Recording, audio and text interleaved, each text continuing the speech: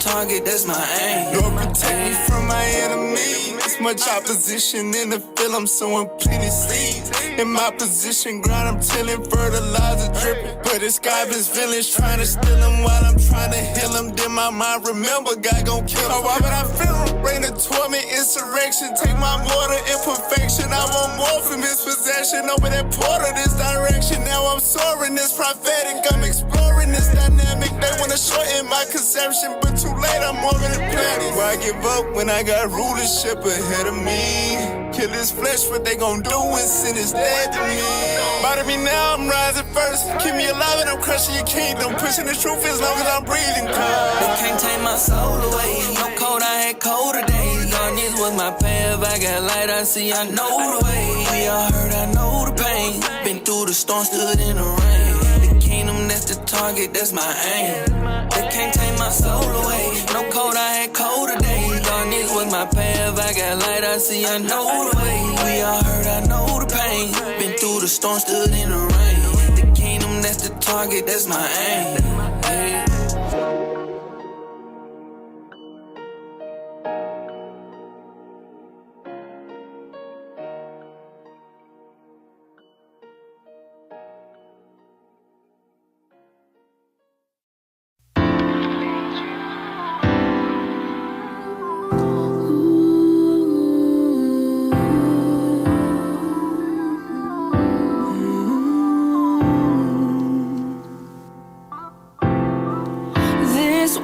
Will not be easy. Damn. I can't believe the devil got me again.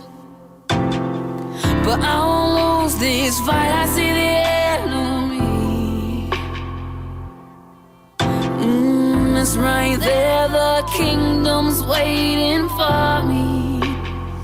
So save me from losing myself. Breathe in me, your loss is my last chance. Restoring me with your commandments. Please save me from losing myself.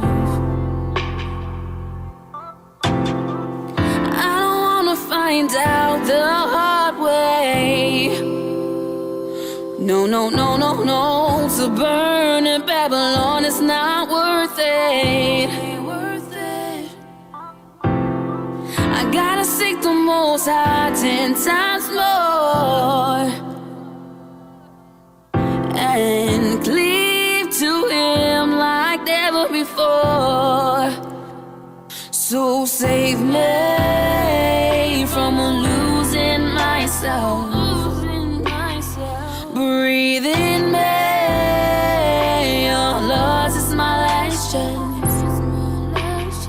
Restoring me with your commandments.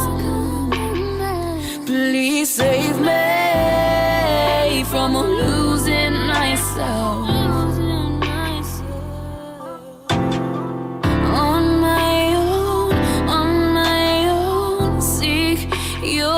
Salvation, leave me alone, resist all temptation. I will have hope, keep the zeal. There's no other way. She's staring me in my face, makes myself. Breathe in me, your loss is my last chance.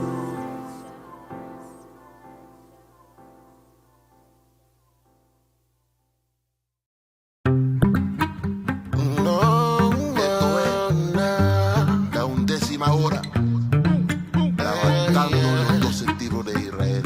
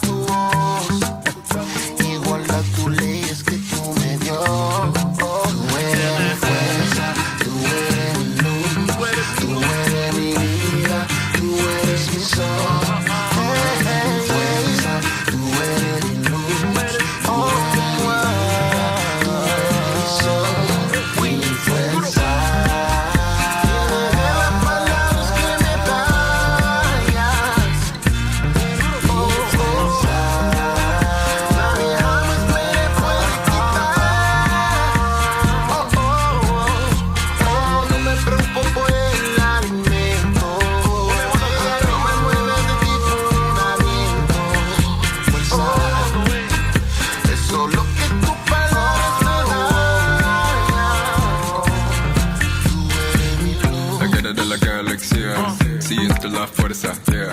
Palabra espada, sin la luz mi vida es nada, yeah. Mi vista es clara, comprendo moneda, morirá.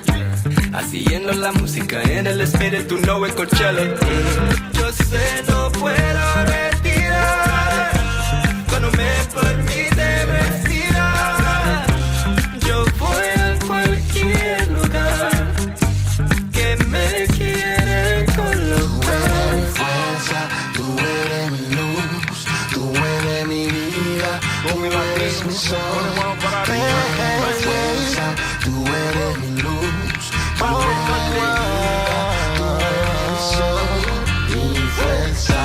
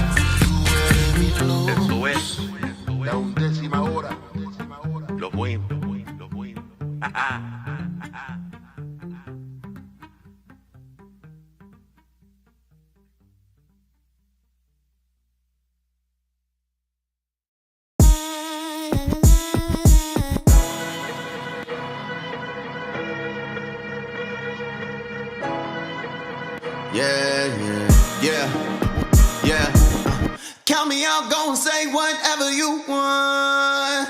Go, yeah. But you know we gotta keep the thing going. You know it, you know it. We be on the road. Everybody know we going alright. We be on the road. Everybody know. Now tell me you know it.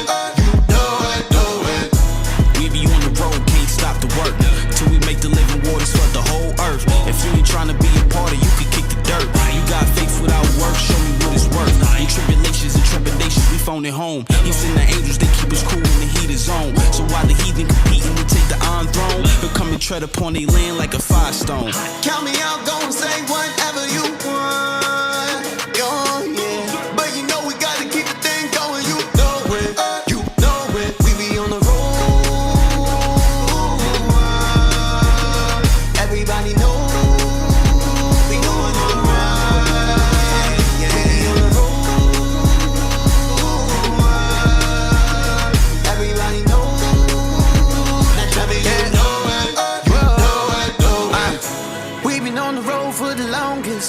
Fighters have hoes, birds on this.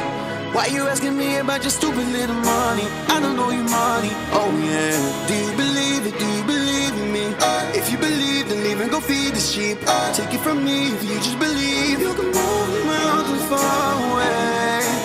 So go, oh yeah, go, oh yeah, go, oh yeah.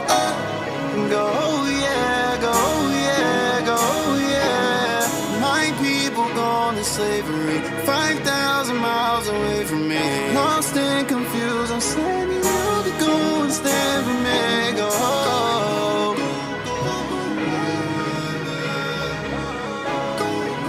So we going all around the world.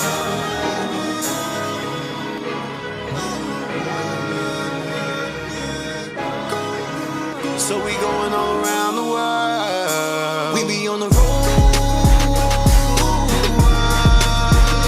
Everybody know we going alright. Yeah, we on the road. Everybody know.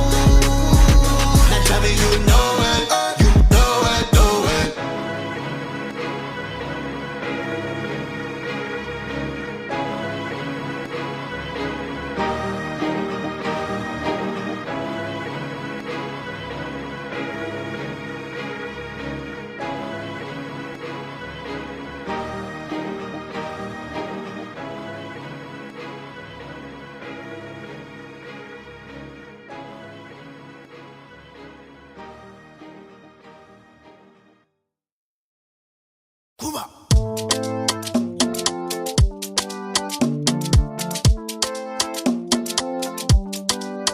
Yo, Sheila Music, Levi Sound, Pepper Black. Leave all your cares behind if you wanna feel better. We got good vibes for you if you wanna feel better. Take a deep breath and relax and just chill, just free your mind.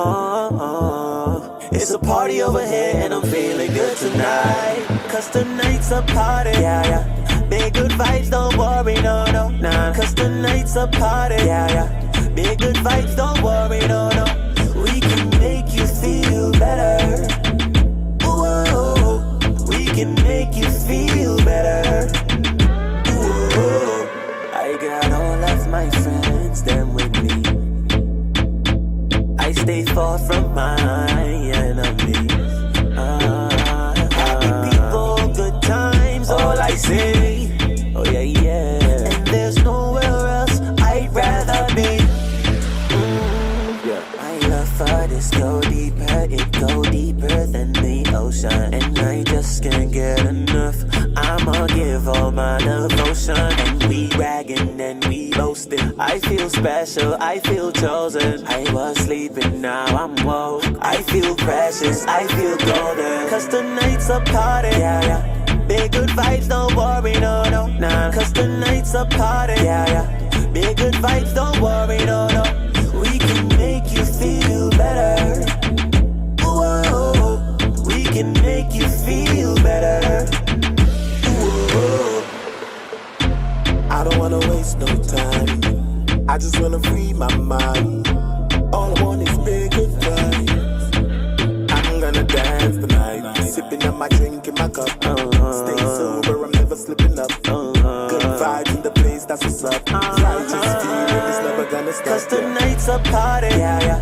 Big good vibes, don't worry, no, no, nah. Cause tonight's a party, yeah, yeah. Big good vibes, don't worry, no, no.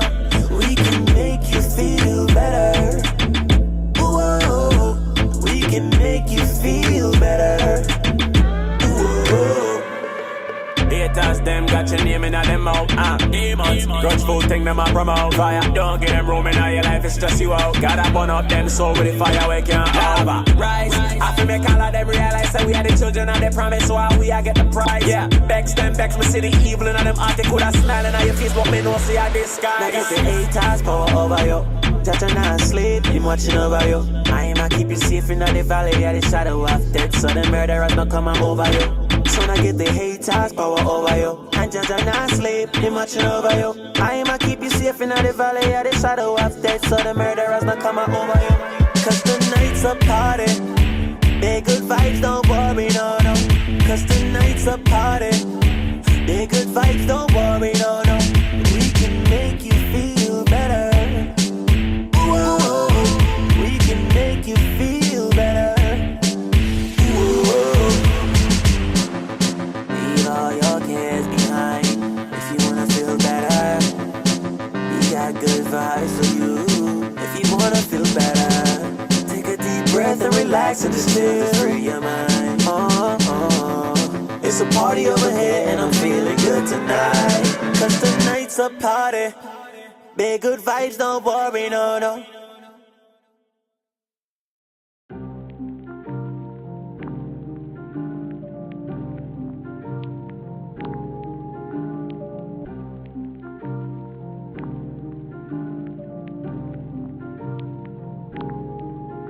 We are the truth in the end, but we just getting started. We got to move, I got a fear of feeling stagnant. We in our groove, moving through the city like, yeah, they can't stand it.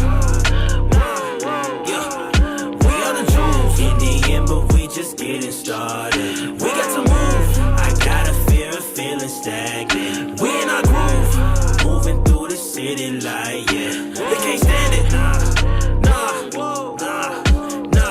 We the ones who gon' save the world. We the ones who gon' break the mold. Tryna get across what we worth.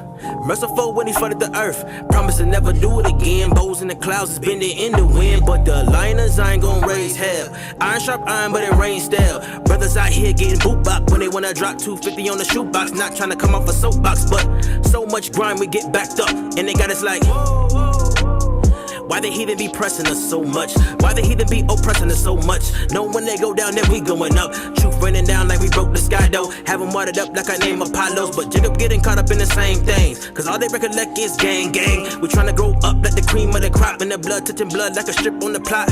Y'all heard of imagination, but it's mixing up like a culmination of proverb.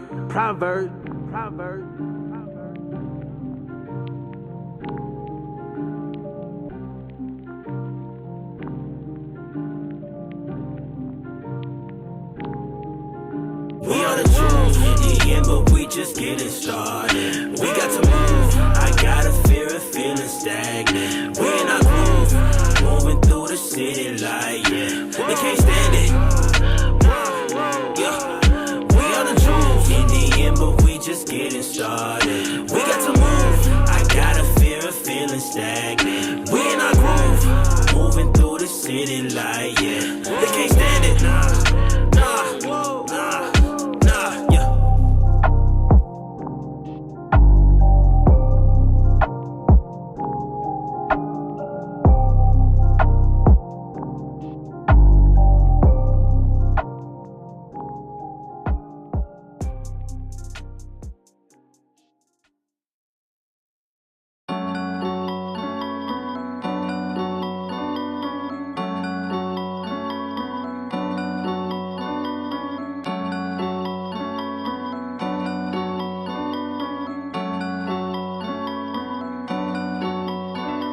The heathen nationality, cause we the Deuteronomy, chapter 28, 15. Now we see through every scheme. The enemy, you almost had us. You uncircumcised bastards. You try to cut us down to fractions. All praises welcome back to scattered. John 3:16 talking weak. Look how fast they quote Paul's speech. I laugh at all you religious clowns. John 18:20, sit down. We the only flavor, the light on the hill. A nation of savers. Who the hell is the man of steel? In secret, you envy, don't lie. Cause we the apple of God's eyes. We the chosen God's elect. Your reign is over. Cause in fact, I lost Jehovah. All respect when Christ return a bloody mess. So blessed are they who keep the commandments. And the faith of Christ, the saints he will spell. The saints of forever, let's praise the Most High. So rock 37:25. So wait, who are the saints? We are the saints. Who are the saints? We are the saints. Who is the we? The black and Hispanics and Native Americans. We are the saints. Who are the saints? We are the saints. Who are the saints? We are the saints. Who is the we? The black and Hispanics and Native Americans. We are the saints. Your show will go live in 5 seconds. 4, 3, 2, 1.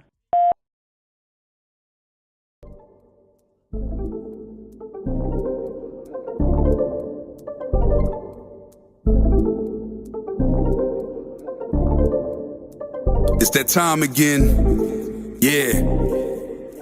Ya es la hora. You know, power hour. Ponle atención, class is in session. Tune in for an hour, maybe more, that's a blessing. Learn from the captains and the leadership. Flee from religion, cause them churches never teaching shit. Everything you learn for your benefit. Line upon line is a requisite. Never take a deficit, yeah. That mean you take a loss if you stray from the way. You get the understanding if you study every day. Apply what you learn and bless when you pray. There's one interpretation, man, it's say what it say. Ya viene el tiempo, entra para el templo. Aprende del maestro con talento. La Biblia es el centro, usando a Israel como instrumento. No te pierdas en doctrina como viento. Estudia y ora y aplica. Tiempo para Dios, ven, hace una cita. Escritura dinamita, morenos y hispanos israelitas. Oye cómo explica Israel unido en Cristo para la vida, nunca se divida. Tune in, it's the power hour. Learn your family history, don't be a coward. Yeah, tune in, it's the power hour. I said learn your family history, don't be a coward. Yeah, history to learn, it's the power hour. The 11th hour. Tune in to your history, you know it ain't no mystery. Power hour, the 11th hour. You gon' learn your 11 hour, power hour. Hey, shalom, shalom. Welcome to the Power Hour Plus. Yeah. In the building. We back in the building. No, you gotta say it the right way. Yeah. Ooh. We back in this thing. I feel strange. Why you feel strange? Hi, sir. How are you? What's your name? I feel like it's my first time. Man. I don't know where your hands were. I don't know if I want to touch your hands. They've been on the mixer. I don't know. Getting stuff ready. I know the mixer that everybody touches. Wow. Yeah, I'll give you a dap. How you doing, sir? Good to see you. How you doing, sir? Wi-Fi, Bluetooth, shalom. Good to see you. Shalom. Ahora pues, Carla. Ahora pues. I was going to say something else, but ahora pues. I'm going to remember. I'm Deacon Joshua. Yes, by the you way. are. Yes, you are. Who are you? Oh, shit, I forgot. Officer Shia. Officer Ruvain. Officer Tobias. In the building. Let's go. We back. Oh, this is a live show. This is live. Turn it up. Yes. Hey, where you from? Let us know in the comments where you from. Little more. Black, I'm blacker than black. Yo, because I'm black and I'm back. Yo, I'm black and I'm Man. black, y'all. And I'm black and I remember I went to see that thing. I was in high school. I went to see that in the movie theater. Oh, with my best friend at the time. His name was Heriberto. Oh, snap. Okay. Heriberto Figueroa. We used to call him Wolfman because he was 14 and was balding. Sheesh. And had a full beard. But he was balding, like he was thinning. Like his Teen hairline- Wolf? Like his hairline started up here. Like some of you brothers that you're 20 years old and your wig pushed back. And you be like, yes, sir. Yep. yeah, baby, we live. That was good. We live up in there. Right. I know. I don't know. I said like today, we put Shalom, my jalapeno lover. Damn, they throwing shots.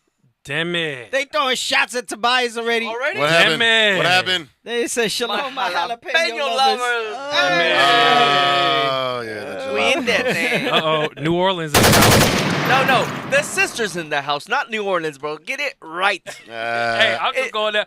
Detroit, Michigan. He's saying, whatever. got Florida he like, I see you, honey. Right. Is anyone else from New Orleans in the house so I can, Yeah. maybe. But as of right now, it's only the sisters. And all the other ones that was there, he gonna shout out New Orleans in the house. Right. It was just the first one on the screen. You know what I'm saying? We got Georgia. No. Detroit was first, then Florida, then... Right, then I had to scroll up. Exactly. See? Look at this guy over here. I know the views is low. People got tired of reruns. Hey, y'all share. We live. Go share the link right now. Right. Y'all go share that link. Go do it. Y'all, the 178 of y'all watching. Right. We do more than that. What's happening? I mean, I know. What you do, man? I know I ain't black like this to get, 5,000 live views, but But you black like that, though. we do more than 178. We got the Bronx in the house. Houston. Cali. Denver. Okay. We got Mexico City. Okay. Damn. Okay, we got Bronx. Denver. Wow, Mexico City. Look at that. Yes, Yeah, sir. man. Let them know we live, bro. California. Yeah, we live. California. And I don't know. I got to tell you, I don't. There's been so much that I want to talk about that I don't have like a topic. I don't really have a formatted show tonight. Okay. We're gonna look at some stuff. We're gonna talk about a few different things, right? And then we'll see how the spirit moves. Hey, do y'all notice the lights and stuff? Like we different? What like it we do, different? man? Yeah. Like we different. What's happening? What it Right. do? A little studio upgrade. Yeah. Mississippi in the house. Hey, dude, it looked like the inside of a chariot, if you ask me. How you know what it Exactly. I'd like to imagine. What scripture is that? I can't imagine. Claw him mercy. Oh my God. Stop it. Get some help. Why you gotta kill my dreams? Connecticut. Trying to shoot me Connecticut. down. One of my top tribes, Benji. Connecticut. Benji. Sheesh. We got Seattle up in this thing. Right. We're looking all futuristic. Futuristic. Arizona. Okay. Seattle. Okay. All right. Hey, who of y'all have bought some new MBD, man? Man, for real though. Talk to them. Hey, I'm just gonna tell you like I told him in here. Every month, that's just one of my bills. Damn. Every month, I get the 3-piece with the code. What's the code? The code is MBD20. 20, when you 20, buy 20. a little twanky twank, when you buy 3 premium products or more, you get 20% off. And can we get that camera? I just want to just one time for the one time. You on there? Can we get? I think you got this thing off again. What's going on? What's happening over there? I don't know. It's not Claude, have mercy. Oh, Lord. Oh God. Can we send? We need somebody come. We need some milk. Somebody come. I know because come to the getting in, studio. and out of these chairs, bro. That's not gonna work. We need some milk. Listen. The way these chairs set up right now, it ain't gonna happen. Yeah, we need somebody in here. Come we need on. some producers come Yes, in. produce the fan on Deacon. Produce the fan on Deacon. Yeah, Okay. no, run it back No. a little bit, but I just need like face the LED screen towards me. Oh God. There we go. All right. Oh God. All right, now We're gonna be all right, y'all. We're gonna be all right. back to this MBD. Talk like, to me. Seriously though, Talk to me. it's glistening right now. Hey, put that up, man. Full screen that thing. It's glistening right Hey, now. so what do you do every paycheck, Officer Ruben? Talk to me, man. I buy MBD.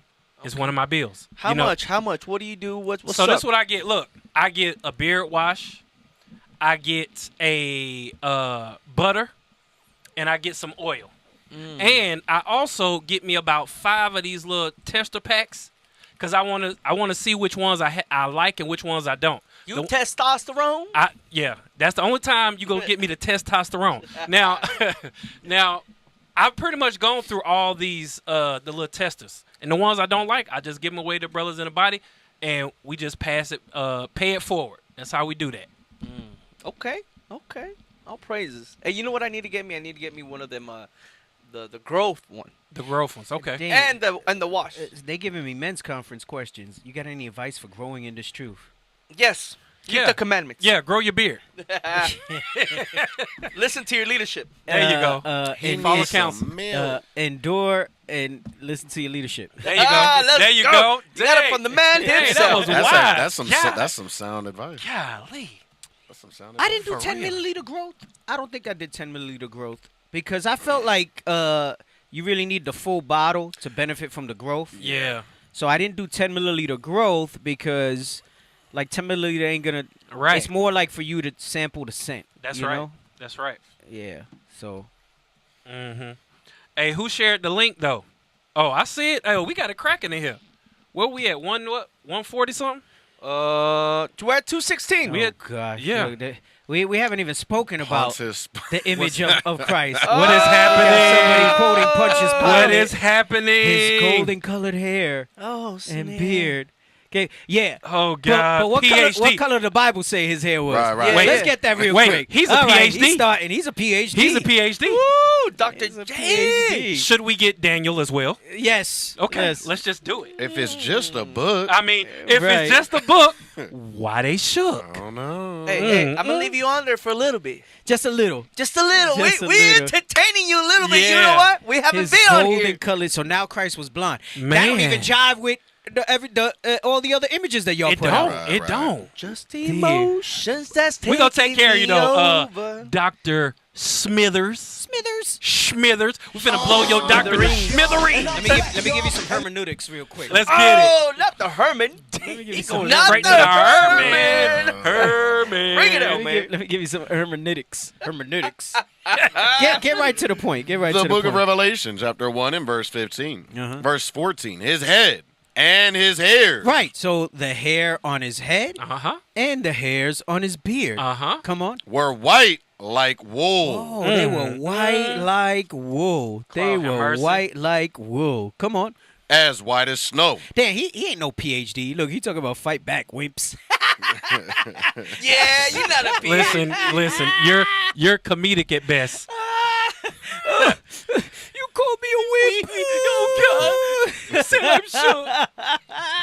Read it again. Come on. His head and his hairs were white like wool. Right, they were white like wool. Oh, God, let's love it. Let's leave that image up. Come on. Yes. Go. As white as snow. As Yes. white as snow. Wait a second, because somebody might say, well, that was a spiritual form. Right. Read up where John says to one like the Son of Man. The verse 11. Saying, I am Alpha and Omega, the first and the last. Actually, verse 10. I was in the Spirit on the Lord's day, and heard behind me a great voice, as of a trumpet, saying, I am Alpha and Omega, the first and the last, and what thou seest write in a book, and send it unto the and send it unto the 7 churches which are in Asia, unto Ephesus, and unto Smyrna, and unto Pergamos, and unto Thyatira, and unto Sardis, and unto Philadelphia, and unto Laodicea. Come on. And I turned to see the voice that spake with me. And being turned, I saw 7 golden candlesticks. And in the midst of the 7 candlesticks, one like unto the Son of Man. Oh, wait a second. So for those that say it was a spiritual form, he recognized him. This was John, his favorite disciple. That part. He recognized him. Dang. He like, that's my dog. So he knew who it was. Stop it. He knew who it was. Are we going to keep reading to 14 and 15? I want to read 14 and 15. Yes, sir. Okay. Go ahead. Come on. Yes, sir. Clothed with a garment down to the foot, and girt about the paps with a golden girdle. Right. Don't let nobody see, because this ain't for Smithers. Right. All right. Smithers. This is for some of y'all who might see that and be shook and say, well, wait a second. He posted a quote about Pontius Pilate being that Christ looked like the golden boy. Right. Can you look about white golden Christ? Yeah, get the golden Christ. The golden white, Christ. Blonde Christ. The golden child. Go ahead, read. Verse 15. And his feet like unto fine brass, as if they burned in a furnace. Oh, wait a second. I'm going to stop here for a second. Just for a second. Let them cook. Because they try to say, because they can't dispute the brass. Right. The brass, right? We could put that up, right? And you put images up and you see the image of the brass, right? Right. So what they try to say is that it was like burning, glowing. But it doesn't say burning. It says burned, past tense. Yes. As if they burned in a furnace, right? Yes. And listen, don't try to get all nuance with your grammar. It's past tense, meaning it was burnt, right? So if anything is burnt, that means it's dark, as if it burned in a furnace. Because why did it say as if it, and his feet as fine brass, as if they were burning in a furnace? Right. Right? He says as if they burned in a furnace, right? Go ahead, come on. As if they had burned in a furnace, and his voice as the sound of many waters. Right, so you take brass and you darken it, and you get something akin to what we're showing there. That's right. Something akin to what we're showing there. That's a beautiful shot. Get Daniel real quick. Can I get one more before we go to Daniel? Go ahead. Revelation 2 and 18. Give me Revelation 2:18, because he said in verse 10, 11, he said, the Son of Man. Let's see who he's talking about. Y'all could, he's just clogging the chat now. Y'all could get him out. Yeah. Have a good night, brother. Have a good night. Repent. Thank you for visiting. Thank you for the view. Thank you for the view. Thank you for the engagement. Thank you for the chat engagement. Your algorithm helps us a lot. Thank you for the algorithm assist. The book of Revelation, chapter 2 and verse 18. And unto the angel of the church in Thyatira write, these things saith the Son of God. The who? The Son of God. Who hath his eyes like unto a flame of fire. And his feet are like fine brass. So who's he talking about? The Son of Man? The Son of God. Man, come on. And I'm black, y'all. And I'm blacker than black, and I'm black, y'all. Can we get Daniel? Let's get Daniel. Bring it out. Yeah, let's put that one up. This is the book of Daniel, chapter 10, verse 6. His body also was like the beryl. His garment was green. Okay. And his face as the appearance of lightning. Ooh, because it came with power. With that veil. That's the way like Moses came down. Right. And his glow was so strong. Right. That's how Christ came. It's like, damn. Go ahead, come on. And his eyes as lamps of fire. Ooh. And his arms and his feet. Oh, his arms and his feet. Come on. Like in color to polish brass. And I'm black, brass. and I'm blacker than black. Right? He's black, y'all. Hey, don't forget Hebrews 13. You're low. You're low. You're low. You're low. You're real low. Go ahead. Come on. Don't forget Hebrews 13. And the voice of his words like the voice of a multitude. So he ain't sound like no Hebrews wimp. 13. You want to bring Hebrews 13? Let's get that. No, just Google like a blonde Christ. I'm sure they got a picture on there. He quoting how do you know they didn't Pontius Pilate even said any of that? He quoting That's the best you go get. All right, that's it. You couldn't find one that said a blonde Christ. Damn it! Come on, man. Everybody knows that image, but I wanted to show the. While we waiting on that deep, can I bring something out real quick? Oh, this one. You found it? Yeah. Oh, there it is. That's the one. That's the one he's saying he looked like.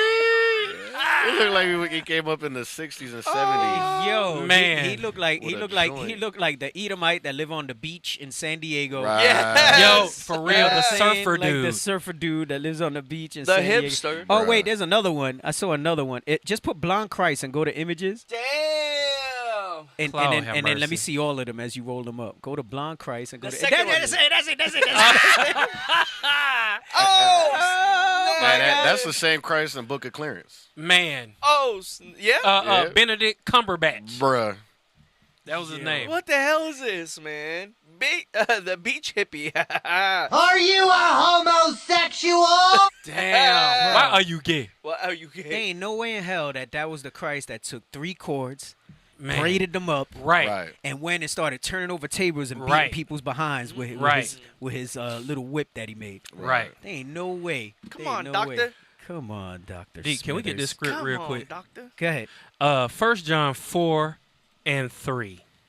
Real quick. Because we get this a lot. People be talking. You know, I heard something about Christ was, when he was burned, it said he was white like the ash. Stop it, bro. Burn means black. Period. Read Stop that. it. The book of 1 John, chapter 4 and verse 3. Every spirit that confesseth not that Jesus Christ is come in the flesh. We read that his flesh was black, y'all. It was bliggity, bliggity, bliggity black, y'all. Come on. Is not of God. It's not what? Of God. So if you don't believe Christ is black, you are not of God, which means you are of Satan. Watch this. And this is that spirit of Antichrist. If you don't believe that Christ was a black man, you are the Antichrist. Come on. Whereof ye have heard that it should come. And even now already is it in the world. The spirit of Antichrist is already in this world because we got this person talking about Christ was golden. Man, get out of here. What the hell is he quoting? I don't even know what he was quoting. He said it was Pontius Pilate. Bro. That he was golden haired and Yeah, he and Patrick Swayze golden. from Ghost. They- Damn. Oh, snap. He said Looking like Patrick Swayze. Oh, snap. Bro. Damn. Hey, read Hebrews 13 and 8. Hey, Okay, you're that's still relevant. low, you bro. sound so Yeah, low. come we on. barely heard you. Come on, man. The book of Hebrews, chapter 13 and verse 8. Oh, bring that out. Jesus Christ, the same yesterday and today and forever. He was always black. He was always black. That's right. And you got to understand, spirit of Antichrist is to say anything contrary to what it is. When people try to tell you that it don't matter what he looked like, that's Antichrist. Right. Because he said write it in a book. Mm-hmm. He said write it in a book. That was funny. He got a little engagement out of us. He did. Yeah, We man. appreciate it. Hey. Yeah, thanks. Feel special, Dr. Smith. Schmithers, thank you. Feel special, bro, man. Hey. One Schmithers from We The have- Simpsons. I don't know. Feel special, man. I'm just saying that. Excuse me. What are you doing, man? I am tired, man. I feel like I've been fighting something. We got your back today. Look, we back. I'm going to tell you why we were gone so long. All right. We were traveling for the Passover, right? As everybody saw, right? But, you know, we got to be, discreet. Yes. In how we announce those things and say those things, right? Exactly. Yes, sir. And when we got back, I was ready to. Because remember, the last episode we went into stuff on PR from the book. I was talking about Ephraim being mixed amongst Asher. Yep. South America. What? Right. And we were going to continue on with that. We will get back to that. We were going to continue on with that, talking about Manasseh ben Israel. And I had picked up some stuff in Puerto Rico that I wanted to bring out on the show. I even bought some books that I saw there. I haven't been able to get into them the way I want to. Things have been real hectic. But between things being crazy and then me not feeling well here and there certain days, it turned into 4 episodes that we missed, So I know, like, I said, damn, do I just come and pick up like nothing happened, or like you never left? But there's just so much stuff. You see, we've all been posting stuff too, right? Yeah. That's A lot like going kind on. of good for us to speak about. So, today's going to be a little less formulaic than what we typically do. Because we're trying to get back into the groove. Once the spirit moves, it moves. Right. That's what it is. So we try to get back into the groove. And, then we'll see about getting more formulated in some of the topics. Yeah. And go back to that, So, we'll get back to some of that stuff. We'll bring that stuff out. Hey, but one thing y'all got to look at that is going on right now. Y'all seen all the college protests, right? Yeah. Right. The the pro-Palestine, they called them. Mm-hmm. They're pro-Palestine. You notice even in their terminology of how they call some of these protests, they won't call it an anti-Israel protest. Mm-hmm. They'll call it a pro-Palestine protest, right? And that serves like two things subconsciously to people. They're like, oh, look at these people supporting, for the ones that are hard supporters of the state of Israel and that Zionist state, they'll get all kind of defensive about it. And then at the same time, they don't want to put anti-Israel because of the way that they're pushing this anti-Semitism. It's crazy. They've been locking up these college students, not just suspending them, expelling some of them. Oh, dang. Expelling some of them so that they can, kind of hush what's going on. Now, they were saying some of them were getting violent, some of them were getting extreme, this, that, and the other, and that's why they put them down. We all know how those things kind of work, right? Mm-hmm. Yes. You got agent provocateurs. They get people in the mix to kind of fuel the fire. Right, do those things, right? So, I know many of us might have just in passing been like, the hell with them, right? But you got to keep your ear to the ground on certain things because sometimes one thing is the cause for something else, right? This goes into that crafty counsel. Before we get that, I'm going to go back to Psalms 83, that well never runs dry. Never. That well never runs dry. It's like a fountain. And then is it in Micah, the other one, where it says about they do the evil on their beds? Yes, somewhere. Is it Micah 2 or 3? I got you. I know what you're talking about. You know what I'm talking about? Is it Micah? No. Which I think one it's Habakkuk. Is it Habakkuk? Yes. No, you sure? Give me 1 second. Psalms 83, and you want to start at 1? Start at 1. The book of Psalms, chapter 83 and verse 1. Keep not thou silence, O God. Hold not thy peace, and be not still, O God. For lo, thine enemies make a tumult, and they that hate thee have lifted up the head. Right. No, it's Micah 2. Okay. It is Micah 2. Micah 2 and 1. It is Micah 2.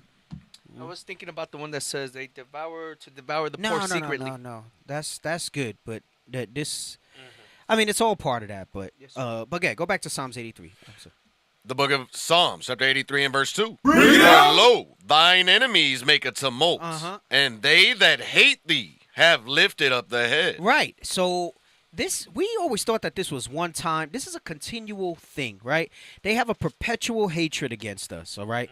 Remember, it starts with Esau. You read that in Genesis where he talks about his hatred. Though he reconciled with Jacob in that time, his seed after him had something in his bones. You read that in Job, right? I think it's in Job 20 where we talk about in his bones and his descendants have it too, right? So that hatred that he has for us because he's not us. Remember, he feels like his birthright was stolen. And to say that it was stolen is not accurate. That was the Lord's will and he gave it up, right? Exactly. Right. But you remember that, the Most High is the author of all this, right? But it wasn't stolen from him, right? He was guided by the Lord to do it this way because he had to plant this seed of perpetual hatred. And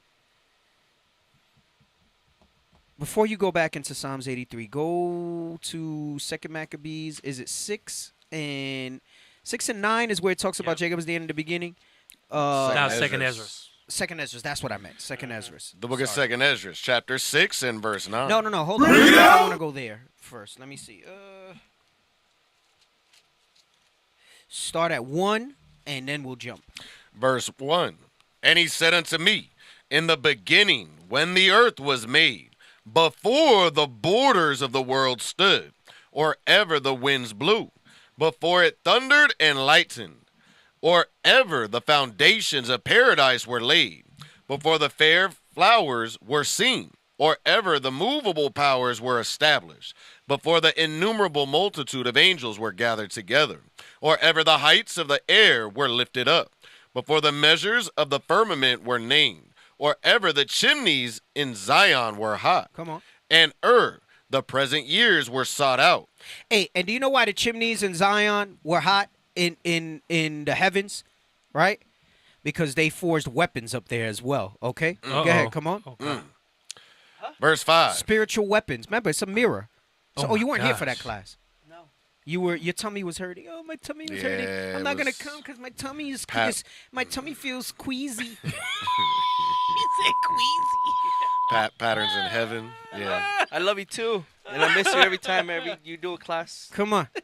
Verse 5. And the present years were sought out, and or ever the inventions of them that now sin were turned, before they were sealed, that have gathered faith for a treasure. So he's letting you know how far back.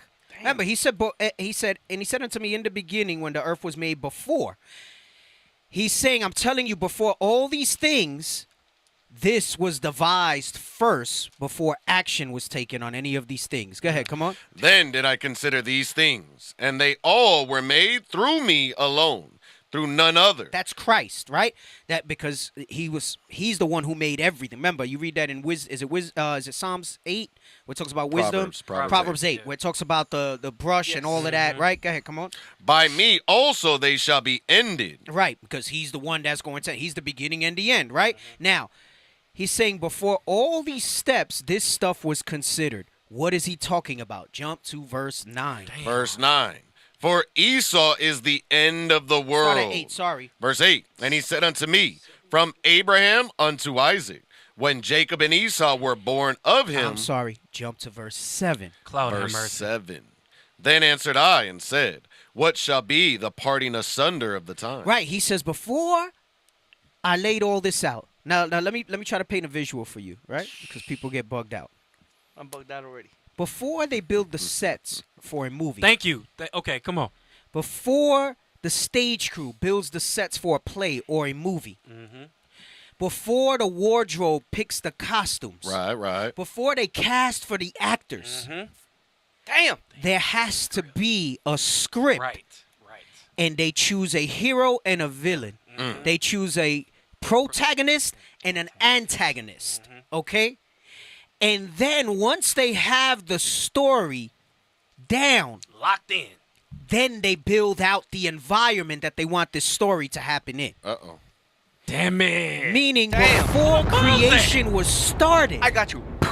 Before God sent Christ to create all that was created, he had the end in mind. He had the whole so this gives you detail of where he says he saw the beginning from the end, from the end from the beginning. Right. This gives you the detail of that. Get that verse too when it says that, because 46. that just tells you, and you say, yeah, okay, so he saw the end.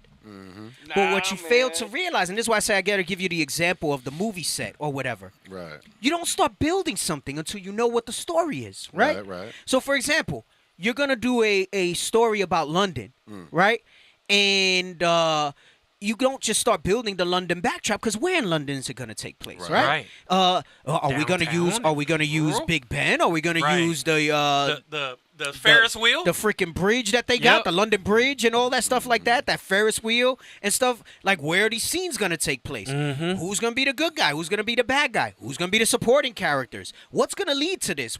You don't build these things out. You have to write it out. It has to be considered first before you build the whole thing, right? So wait, we're living the first movie ever made right now. Yes.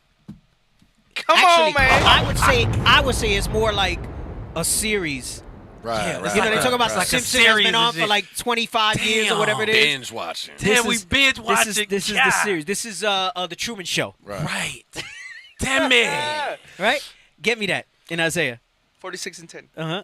The book of Isaiah, chapter 46, verse 10. Come on. Declaring the end from the beginning. Right, the end from the beginning. Now, when you think about that, you're like, oh, wow. You're like, wow. The end was declared from the beginning. Right. And we just, our minds, but when you sit down, you think about right, and like you savor the bites. Right? And the bites being when you read these verses and you savor the bites. Because a lot of times, remember, we just go to 9. We just go to 9. We just go to 9. Yes. Right? All of us in leadership in various forms the past couple years have been bringing things out of this chapter, right? But you just kind of, but it starts with this, what you read in Isaiah. Quote it, read it again. Isaiah chapter 46, verse 10. Declaring the end from the beginning. Right, declaring the end from the beginning. Is that it on that? And from ancient times, the things that are not yet done. Right, and from ancient times, the things that are not yet done. What you fail to realize is that you think the ancient times is when he prophesied in Genesis about one from among you would be raised up. You think the ancient times is going into Ezekiel and all that stuff. And yes, it is. But even before that. Before Genesis 1 and 1. Right. Genesis. Go ahead. Keep reading. Is that it? And saying, my counsel shall stand. And I will do all my pleasure. And I will do all my pleasure. Because this was, what do they tell you when somebody finished? This is my masterpiece. This is my grand opus, right? This is the thing that I put down and I put everything into, right? And you say that and you go, oh, damn. And then you come here and you start at verse 1 again now. Come on. The book of 2nd Ezra, chapter 6 and verse 1. And he said unto me, in the beginning. Right? In the beginning. Come on. When the earth was made. Before the borders of the world stood. Come on. So he's telling you, before I did this, before I said, let me make the earth and everything else, in the beginning, he's saying, when I made the earth, what happened before those things was this. Come on. Before the borders of the world stood, or ever the winds blew. Come on. Before it thundered and lightened. Come on. Or ever the foundations of paradise were laid. Right. Now, if you wanted to and you wanted to get real articulate to this, you can go into creation and number those days based on what he said here. Before this, before that, before these things, right? Go ahead. Come on. Verse 3, before the fair flowers were seen, or ever the movable powers were established. He's talking about the elements. He's talking about those things, right? He's also talking about worldly powers that he set up. Go ahead, come on. Before the innumerable multitude of angels were gathered together. Right, because we know that it says male and female created he them. Everything is done with counsel in heaven, right? You read that in various parts of the scriptures, right? And it talks about the host of heaven. You read that in Job, right? You read that, is it Kings? Where it puts the lying spirit, right? Spirit, and you see how there was always a counsel. It was no different, right? So he made all this that he made, right, in the heavens. And he said, before I bring this thing down into the earth, he said, we got to make a protagonist and an antagonist. I can't just create this stuff just because. The world will have you believe it's so beautiful. He just made everything. He just made everything for everyone, right? And the scripture doesn't teach us that, okay? The scripture tells us that the world was made for our sakes, okay? And they were made to be his instruments to fulfill his will. Just like in somebody sitting down and writing a script, right? Now, vessels of honor, vessels of dishonor. Jump to verse 6. Verse 6, then did I consider these things. Then, in those ancient times, did he consider these things. Come on. And they all were made through me alone, and through none other. By me also they shall be ended, and by none other. Right. So, meaning where Christ had a part to play in all of this had to happen before they even created the protagonist and the antagonist and everything else that was going to happen, right? So he said, okay, who's going to be the one that's going to begin it and end it, right? Who's going to be the one that's going to say what and make these things actually take effect, right? Almost like the director, right? Go ahead, come on. Then answered I and said, what shall be the parting asunder of times? Or when shall be the end of the first and the beginning of it that followeth? So he says, before he made all that, he hinged it on this. Go ahead, come on. And he said unto me, from Abraham unto Isaac, when Jacob and Esau were born of him, Jacob's hand beheld first the heel of Esau. So he's letting you know, I made Jacob the protagonist and I made Esau the antagonist. Go ahead, come on. For Esau is the end of the world. I said it from before I even started creating the earth. Because remember, he made it for our sakes. So if he made it for our sakes, that means he chose us before he made it. Right. He didn't make that decision after we were in the earth.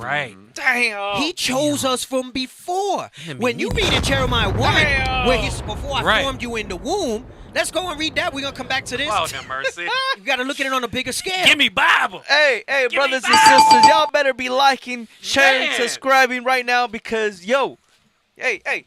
Man, give me Bible. That's all. For real, wipe him down. Golly. Y'all better be making YouTube shorts out of this, bro. I didn't even get to the news. I'm thinking about this because of the news. But what?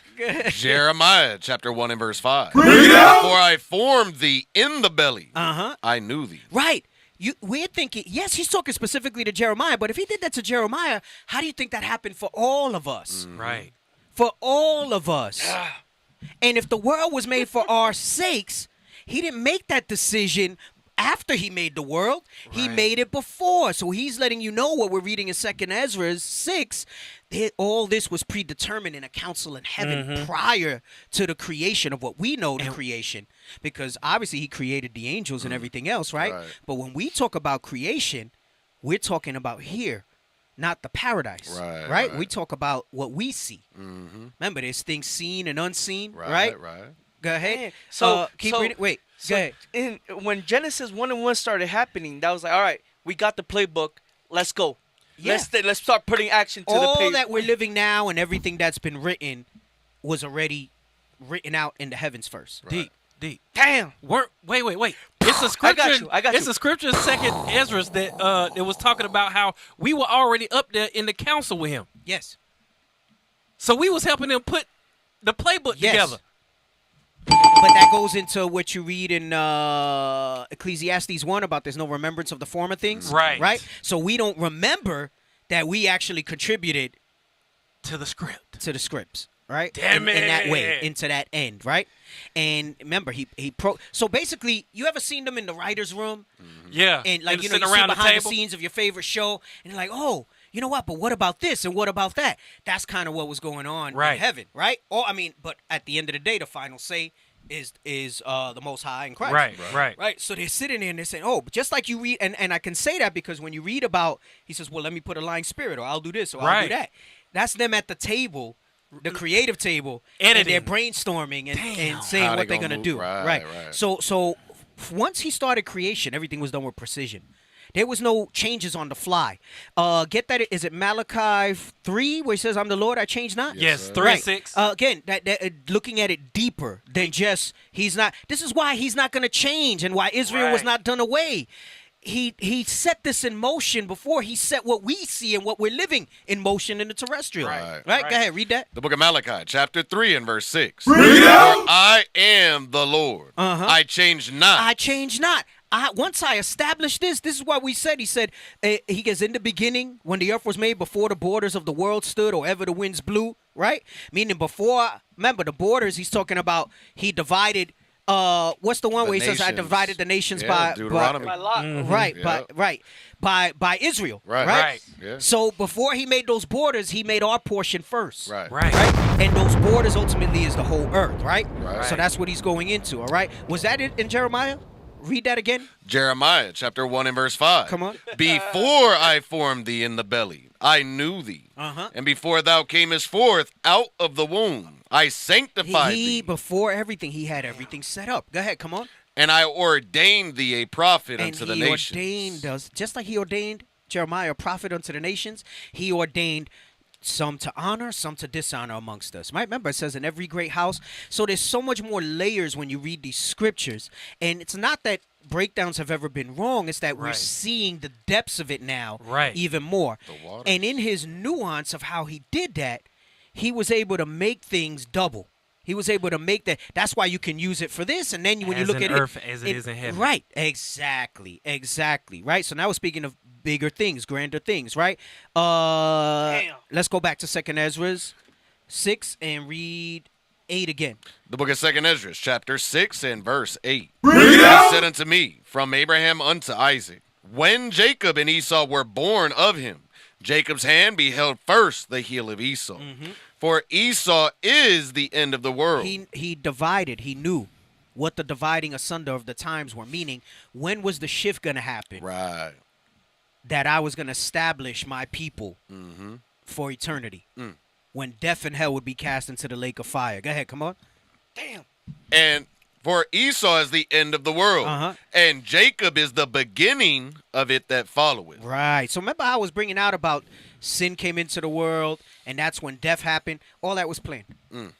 Remember, he changes not. He didn't make things on the fly. Right? He knew that Adam would err.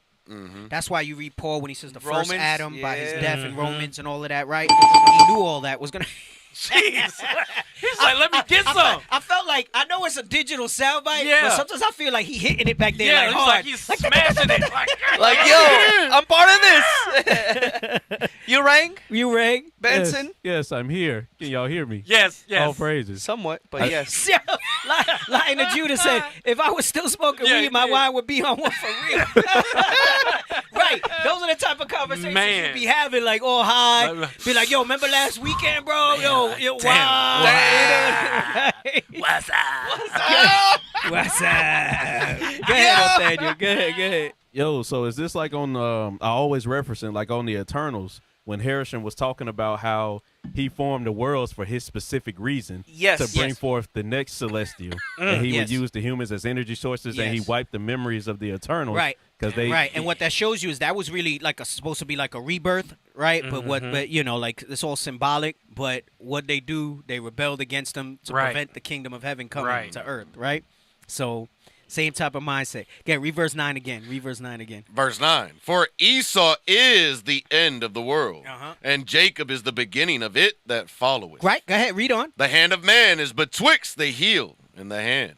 Other question, Esdras? Ask thou not. Right. He's saying everything is about that. That's there may be other things happening. Right. But it all is because of everything's about what happens between Jacob and Esau. Which, the reason I went that long road to say that is I was going to say, don't sleep on anything that happens in regards to Israel, the Israelis, the Jewish community. Right. Because it pertains to us. Right. In one way, shape, or form, it pertains to us. The earth and that conflict and that battle, right? All of it is based on that. Hold on, I just want to double check. You can say something. Hey, Okay. I wonder if the brothers and sisters notice the lights change colors because the studio getting hot. Yeah, it's getting hot. The studio getting hot. So works by temperature. So wait a minute. So Esau never had a chance. No. Ever. Hell no. Never, ever. Never, ever.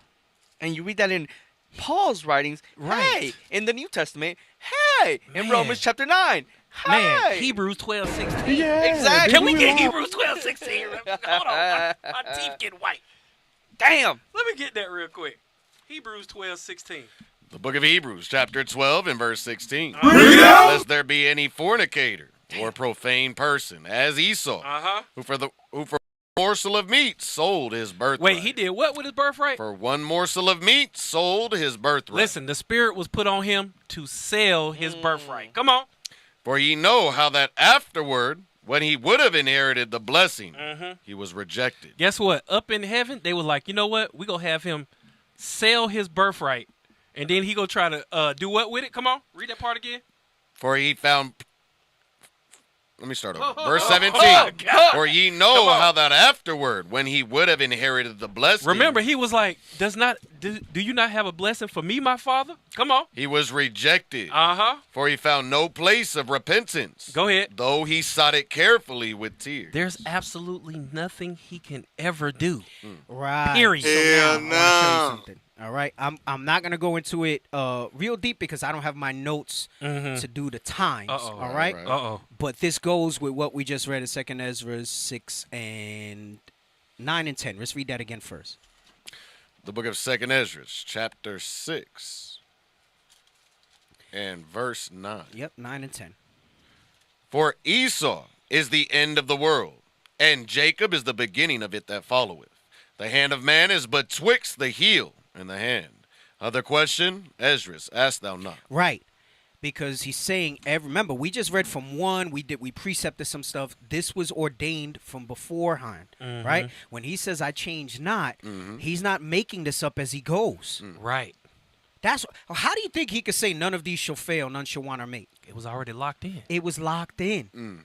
It's the script just being played out. From before Genesis 1 From and before 1. Genesis 1 and 1. Now, go to Daniel 9 and start at 25. I'm not going to get into the times because I would need my notes to say it properly. I don't want to confuse anybody. And remember, scriptures have double meaning. So this is for literal time periods, but it also ultimately deals with the end that we're talking about, right? With Jacob, the beginning and the end. All right, go ahead. Come on. The book of Daniel, chapter 9 and verse 25. Know therefore and understand that from from the going forth of the commandments. From when I made the earth, and then the breath of life was breathed in, and the commandments were in. So from the going forth of the commandment, go ahead, come on. To restore and to build Jerusalem unto the Messiah.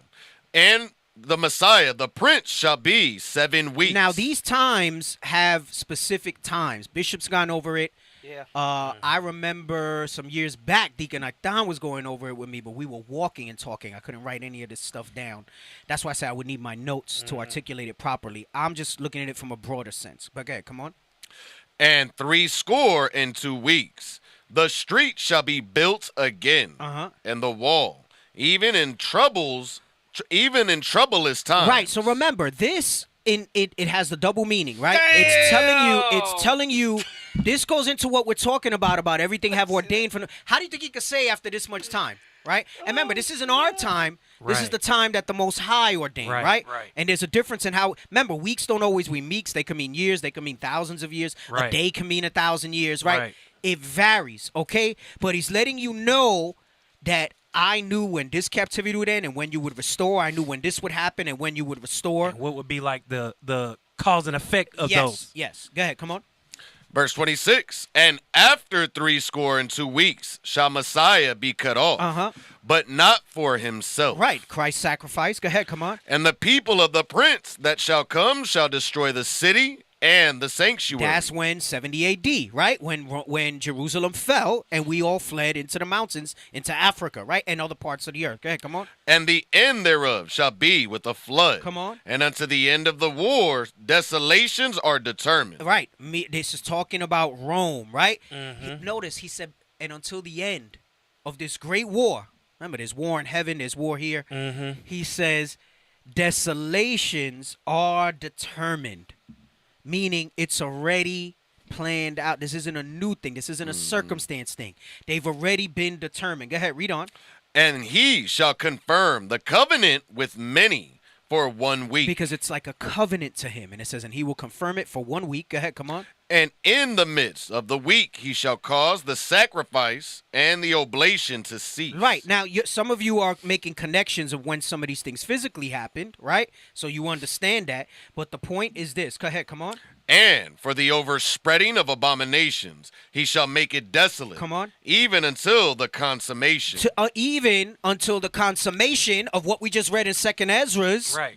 6 and 9, right? Jacob is the beginning. Esau is the end. Right? Go ahead, come on.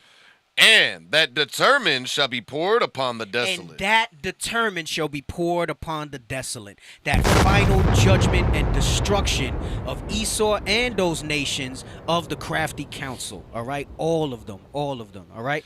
So like I said, there's a little more nuance, but I had it in here as a precept. Bishop brought this out. He went over this. Not too long ago with that. So I say that to say, unless you got other scriptures. I got one. Go ahead. I got one. Daniel chapter 10, verse 20. To go into how you said that everything's predetermined. I think me and you went over this a while ago. Give me that. The book of Daniel, chapter 10 and verse 20. And said he, knowest thou wherefore I come unto thee? If I'm not mistaken, this is the angel Michael talking to Daniel. Go ahead. And now will I return to fight with the prince of Persia. Watch this. So he said, I'm going to return and fight with the prince of Persia. And when I am gone forth, lo, the prince of Grecia shall come. How did he know that? How did he know that? Predetermined. Because remember, who came after Greece? What captivity came after Persia, I mean? Greece did. So the angel said, I'm going to fight with Persia, and then Greece is going to come after. How did he know that? It's actually Christ that was speaking to Daniel. All praises. Because Daniel chapter 10, verse 5 is talking about who? That's right. You're exactly right and there. Then verse 11, he tells you, but, yes, it was Daniel. That's why. Anyway, yes. You got to read it. Wait a minute. The hermeneutic said, Christ said, I'm going to fight the prince of Persia, and then Greece is coming after that. Yes, that's why in Exodus 13 he said, I am a what? I am the Lord of war. Yes. I'm a God of war. He's talking, this is me making the war. It's Christ on the spiritual side making war with Persia, bro. That's the mirroring in heaven. Damn it. Yes. Remember, I went over when Michael, just like Michael was contending for us in around the body of Moses, right? That's what you missed. Did you watch the class? I did. Okay. Did you catch that part? Yes, I did. Okay. Fire. You think, bro? Was it you who had asked me a question about the body? Somebody had asked me. I don't know Eli. if they were visiting. It was Eli. Eli. Right. And I don't think I answered it for him that night, but You kind of did, but you you didn't go into the scriptures. You just told us. well, right, because it says body, people were thinking about Moses' body and how Physical. they say nobody knows where it is, but that's not what it was talking about. Because you started talking to us about Elijah, and then Enoch, and he's like, so it's not talking about that. You're talking about Right, about because Elijah was taken up, Enoch was taken up. It's not talking about that there's no dead body. Exactly. Because by now that thing would be all disintegrated anyway. Right, there would be no body. Remember, there's scriptures that talk about how we return to the earth and all that stuff like that. So it's not going into that. But I brought it out in that class. Yes, sir. Hey, and then, like I said, I know you had more questions. I just been so busy. I've lost some of the threads, but I wanted to like go into that a little more to bring some stuff out. But I don't know. Sometimes I lose it and then it just won't come back. Or it'll come back in a more fire way. Right. Maybe. Like you never know. Well, maybe right now. Or maybe somebody else amongst us in leadership will bring it out. Like you know, it'll come out. Can I get some real quick? Yeah, go ahead. Get Sirach 39 and 25. That scripture that you brought out, Deacon, was heavy because he said all of this, the repairing of the breach, all these things was going to happen in the midst of troublous times. And then at the end, he said desolations have been prepared from the beginning. Oh, well, that was a good one. In Numbers 23:19, it says, neither is he not the Son of Man that he should repent, meaning to change. Right? Don't mean repent of sins. It just means I changed yeah, not. I'm not going to feel bad later. Right. And say, oh, no, I made Esau too, and look at the way I'm going to destroy them. Right. Damn, that is. Let me stop. That's a good one. I like that. 23:19 Numbers. This is the book of Sirach, chapter 39, verse 25. For the good are good things. Wait, my bad. Huh? For the good are good things created from the beginning. So this is the same thing we've been talking about from the beginning. Before it was even spoken, before we were formed in the womb, the good and the bad were already determined. Those, the vessels of honor, the vessels that were to dishonor, right? So from the beginning, good things were created for the good. Read. So evil things for sinners. Those same things that were created and intended for good to the good, it was also created for sinners, right? And you can read down what those chief things of life are, right? But go to verse 33. Verse 33. All the works of the Lord are good. Start at 32. 32. Therefore, from the beginning, I was resolved. It's the same thing. When he reflected on those things in 2 Ezra 6, he said after all of that, he considered. Damn. Right? Read. And thought upon these things. He same thing Sirach was saying. He thought upon these things. Read. And have left them in writing. He left them in writing. Read. All the works of the Lord are good. So those good things for the good and the same things that were meant for good, how sinners turned it into evil. Right? Read. And he will give every needful thing in due season. And that's those spirits that were created for vengeance, wrath. You read that in verse 28. Everything there is outlined. Those desolations. It's a heavy thing. That's right. What's the other one in? Is it in one of the Gospels? There's one that talks about like if a bird fall from the sky, like he knows about it and stuff like that. Matthew. Right. And then get me the other one where it says our life is like a vapor, and that's why we say the Lord willeth. Yes, sir. What is that? Matthew about fear not them that can kill that. Oh, that's 10:48? 10:28? 10:28. Yeah. So you read down, and it tells you that it's... So, verse 29. Read verse 28. You getting that one? I got that one. And then James. I want James... 10:28. Okay. This is the book of Matthew, chapter 10, verse 28. Read out! Fear not them which kill the body, but are not able to kill the soul. But rather, fear him which is able to destroy both soul and body in hell. Go ahead. Are not 2 sparrows sold for a farthing, and one of them shall not fall on the ground without your Father? Right. So what he's trying to tell you here is that you have to understand the authority. This is why he says, fear the one that can destroy body and soul. Right. It's not just something like, oh, your soul ceases to exist.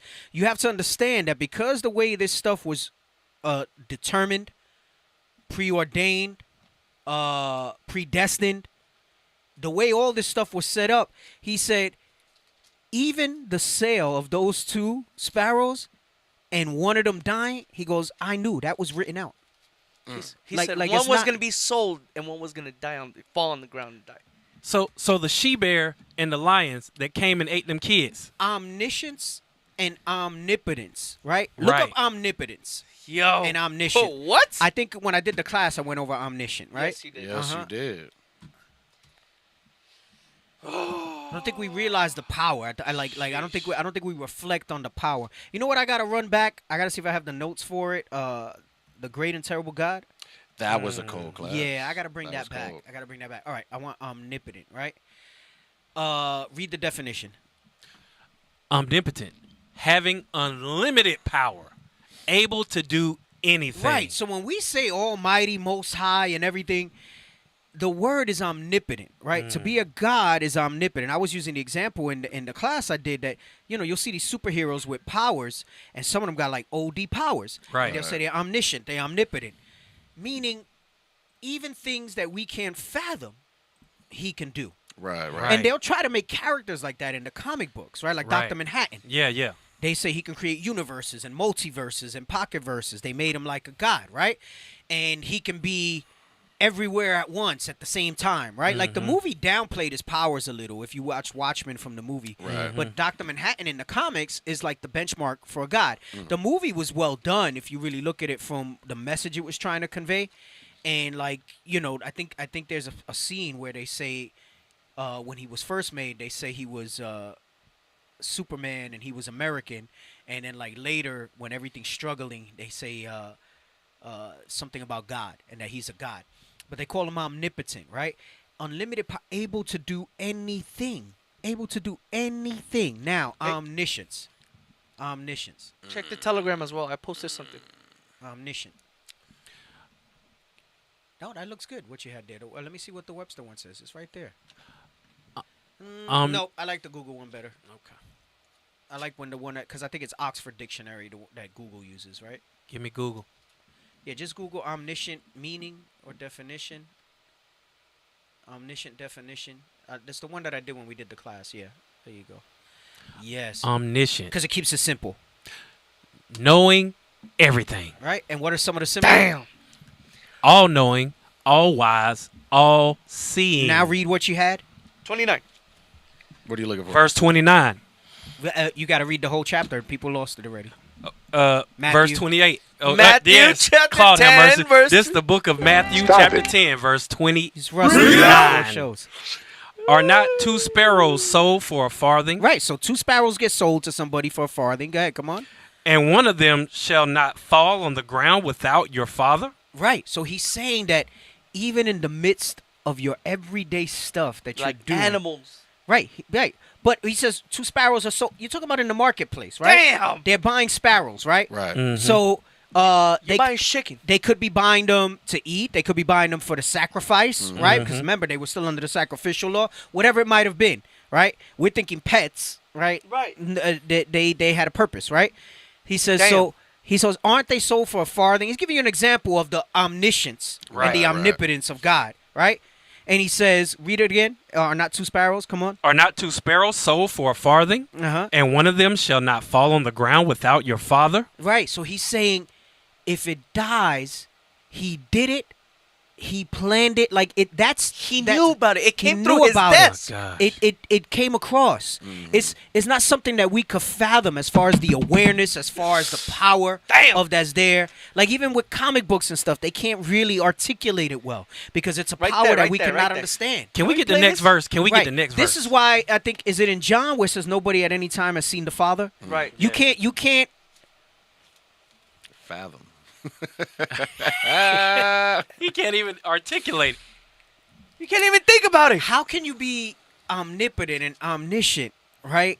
And embodied. Now he can make a form. It's not to say that Daniel didn't see him sitting on the throne, right?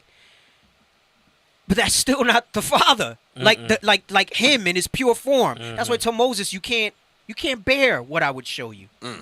That's why. Damn. Is that why in the beginning in Genesis it said the Spirit of the Lord was upon the face of the thing? I'll give you another joke and see if you get. It's a joke and it made me think of it now. It's from a movie. Wow, this stuff pops up in my head like this. Bronx Tale. There was one character, I forgot his name, but he was a fat dude. Let's say his name was Anthony or something like that, right? And he said, oh, and that was Big Anthony. And he said, they say you don't walk with Big Anthony, you walk amongst them. Because he was so big, Damn! you walk amongst them. So you think about that as God, like what you just said in the beginning, Yes. right? Okay, hopefully that brings it into perspective, right? You don't really walk with God. You walk with God as far as his ways. For him to be in his glory, he's just amongst you, right? He's just amongst you.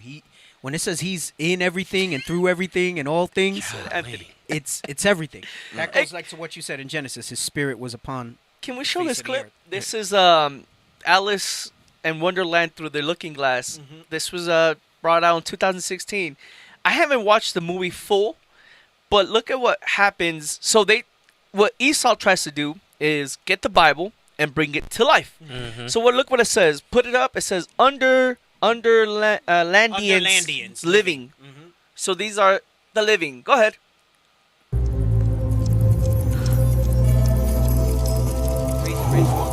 Turn it up. Stopped.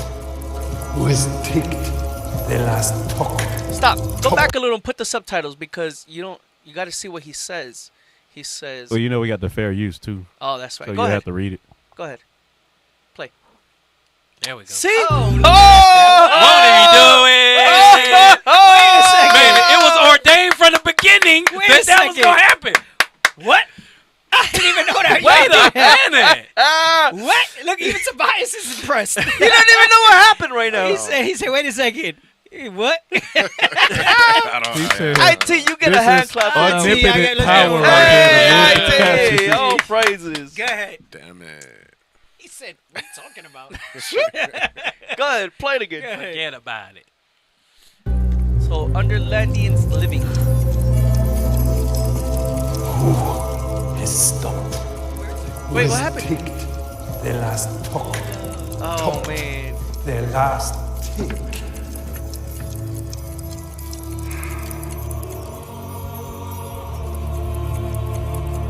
Those are all souls. Right. Spirits. Brilliant Henkel.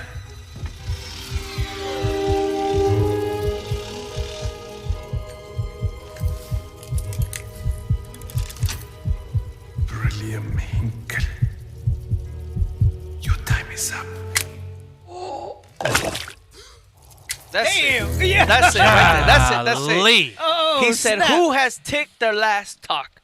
Whose time is it? Right, he and said, notice he didn't look. He just sensed it. Yes. He Right. said, "Oh, brilliant, Hank. Right. Dang. All right. Bring him the down. Time is Damn. up. Boom. Can And we he read was verse done. 30? Damn. Go ahead.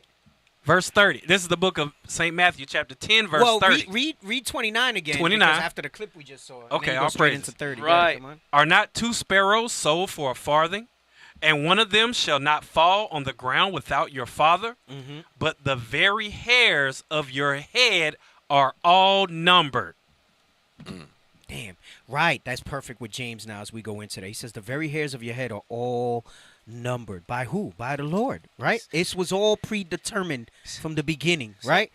And who the conflict was going to be against. Okay? Go to James 4 and start at 12. We'll just get to the point. The book of James, chapter 4 and verse 12. There is one lawgiver who is able to save and to destroy. Who art thou that judgest another? Right, because he was dealing with, and he's talking about those who would want to, it's not judging because we judge each other in righteousness, right? Yes. What he's talking about is those that were basically really trying to condemn people and saying you're not going to make it or whatever it might be. So who the hell are you, right? There's one who does that. Okay. And he's the only one that can save and destroy, One right? lawgiver. So who are you that's going to condemn somebody else, right? Go ahead, come on. Go to now, ye that say. He said, let me put this in perspective for you. That you want to speak so boldly. Go ahead, come on. Today or tomorrow we will go into such a city and continue there a year and buy and sell and get gain. Right. So sometimes we'll do that, right? Hey, we're gonna send brothers here for 2 months in righteousness, right? He's talking here just random. Hey, we're gonna send brothers here for 3 months, right? These are the trips we're gonna plan for the year to go and spread the gospel, right? Go ahead, come on. Whereas ye know not what shall be on the morrow. Come on. For what is your life? It is even a vapor that appeareth for a little time, and then vanisheth away. For that ye ought to say, if the Lord will, we shall live, and do this or that. Right, and I brought this out before. This is where you'll hear us say Lord's will. And I made the joke years back that some of y'all say Lord's will, meaning maybe. Maybe, yeah. No, they're saying. Yeah. So you're saying, hey, I see you at the feast day, Lord's will. It's because you're like, well, maybe I'm gonna come and maybe I'm not. More than likely not. What Lord's will means is that unless I die, you make your plans, but it's Lord willeth, right? So we got to remember to have that present. Like sometimes I'll be saying something to Bishop. Hey, Bishop, next month, Lord's will, we're going to go visit here and there and whatever. He's like, all praises, Lord willeth. And like, right? Or you'll hear us say, Lord's will life lasts, right? Because he says here, we shall live, right? He says, for those that you ought to say, if the Lord will, we shall live, right? And do this or that, right? But go ahead, come on. For that ye ought to say, if the Lord will, we shall live and do this or that. Right, because only he knows, right? Kind of like the little visual he gave right now, right? Go ahead, come on. But now ye rejoice in your boastings. All such rejoicing is evil. Right. So that's what it's going into with that. It made me think of that with all this predetermination and stuff like that, right? So can I get one more script? Sure, go ahead. Luke 21 and 18. Start at 17. I was so impressed that he moved the closed captioning. Yeah, man. How come National IT don't know that? Because Bishop was mad because it had the lower third. Oh, damn it! I didn't even know that. Can you share the love with them so they don't get cursed out in Atlanta and New York? I said a prayer before the show. What you say? I said a prayer before the show. My man, won't he do it? 16. Yeah, because Bishop was recently pissed off because of the lower third. But you could just move the damn thing up and be able to see clearly. And be able to see it, right? Oh. Goodness. Go ahead. This is the book of Luke, chapter 21, verse 16. And ye shall be betrayed both by parents and brethren and kinsfolk and friends. I brought this out because what was written aforetime was already ordained from the beginning, right? We're talking about death. We're talking about all these things that have to come to pass, right? Read. And some of you shall they cause to be put to death. So keeping that in mind, not one of us dying. It's going along with the same thing, right? It doesn't happen unless the Lord allows it to happen or it's already preordained, right? Read. And ye shall be hated of all men for my name's sake. These things are all going to happen. Read. But there shall not an hair of your head perish. Earlier, when we read in Matthew, it was saying all the hairs on our head were numbered, and it's not going to fall to the ground, right? But it's saying also not a hair on your head is going to perish. How is that possible? Because the hairs on your head, they can't touch. They can't touch you. The true you of who we are and the body we're going to gain and what really matters, they can't touch. That celestial body. But it's where is our mind at and where is our belief at? That's those white garments. Right. That's robed in those white garments, right? Right. Yep. Verse 19. In your patience possess ye your souls. And that's what we all are striving for, because it's going to take a lot of patience to endure the betrayals, to be offered up, your brothers, your sisters, your parents, your children, all these things happening, you knowing it's going to happen and still applying the law and continue to endure through until the end. Hey, oh, praise. Sorry. Hey, you know where? Real quick. Yes, real quick. Real quick. You know where? Because I was looking up that word lawgiver. Sometimes I go into the Bible. Go to Isaiah. Go back to James real quick. No, just hold up. He said sometimes I go into the Bible. I like studying this stuff, bro. I know what he meant. Well, what did I say? You said sometimes I go into the Bible. It made it sound like I don't it's study. Not all the time, but when I do. Sometimes I go into the Bible and I just study. I look up one specific word. So go back to James and read that one, and there's 4 and 12. The book of James, chapter 4 and verse 12. There is one lawgiver who is able to save and to destroy. So now, where did James get that from? I just thought about this real quick. And I just saw it real quick. Isaiah 33 and 22. The book of Isaiah, chapter 33 and verse 22. For the Lord is our judge. The Lord is our lawgiver. The Lord is our king. He will save us. Man, he will save us. All praise. That's just real quick of the night. Can I get a real quick? Can I real quick on a real quick? Can I real quick on a real quick? Real quick. Romans 15 and 4. Oh, snap. Sorry. Romans 15 and 4 on a real quick. The book of Romans, chapter 15 and verse 4. For whatsoever things were written aforetime were written for our learning. We have the script in our hands right now. Go ahead. It was written for our learning. That we, through patience. Through patience, possession your souls. And comfort of the scriptures. And comfort of the scriptures, because everything that we need to get our crowns, our kingdom, our celestial bodies has been written in here already. We just have to follow the blueprint. Right.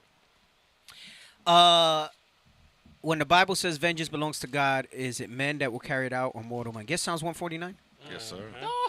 That's the I got you, Tammy. I got you. I got you. The book of Psalms, chapter 149 and verse 7. To execute vengeance upon the heathen and punishments upon the people. Wait, hold on. First, get me the one where he says my fury or my anger. He says something about pouring out my anger. Oh, snap. Pour out my Isaiah 66. Yeah. 66. Let me No. set the foundation for that. Yes, it says fury. I'll pour out my he's fury. 66:15 says about fury. The Lord shall come with fire. Plead with all flesh. You want 15? What's it say? Where are you Render his anger with fury. 66:15. Mm-hmm. Is that it? It says it. Render his anger with fury. Rebuke with flames of fire. His anger with fury. I don't know if that's it. You want to read it and see if it is? Read it and see if it is. The book of Isaiah, chapter 66 and verse 15. For, behold, the Lord will come with fire, and with his chariots like a whirlwind, to render his anger with fury, and his rebuke with flames of fire. For by fire and by sword will the Lord plead with all flesh. No, that's good, but that's not it. I think it's in the Psalms. It's something that David said, and he reminds us that it's going to be God's anger. In the beginning, brothers and sisters, while they look for it, if you heard the what we were talking about the creation when Deacon was going over that, there's a whole creation series on our YouTube channel that you can pair with what's being brought out so far, right? And while y'all at it, while they looking for it, go ahead and put that up. Subscribe, follow the Power Hour Plus on Instagram, drop some likes. Stay tuned for updates on that page as well. Look at my man. Okay. Oh. He had a little more volume on him, too. Yeah, you still need a little more volume, but I see what you're doing. We're still looking. You know, they got the creation on there. They can pair it all up. Something if we still looking. Bro, turn up the game. Wait. Turn up the something. I think it's y'all headphones, bro, because I sound maybe, good online. Maybe I'm conflating it. I know sometimes that happens. You're thinking of like you're combining verses, but I don't yeah. think so. There's something. I don't know if it says anger or fury. There's a lot of my fury. It just made me think of it right now. There's a lot of my fury. There's a lot. A lot of my fury. Fury. Go ahead. You gonna bring something out, Tobias, while we keep looking? Grab Romans real quick. Yeah, but you to say real quick. Yeah, you gotta say Romans 14:6. The book of Romans. It's the same mindset as far as with James. We've been talking about if the Lord will, right? We're talking about death, the things that we know are on the horizon. This is to seek out what can give us that comfort and the patience. Read that. The book of Romans, chapter 14, verse 6. Read out. He that regardeth the day. Actually, start at 5. Verse 5.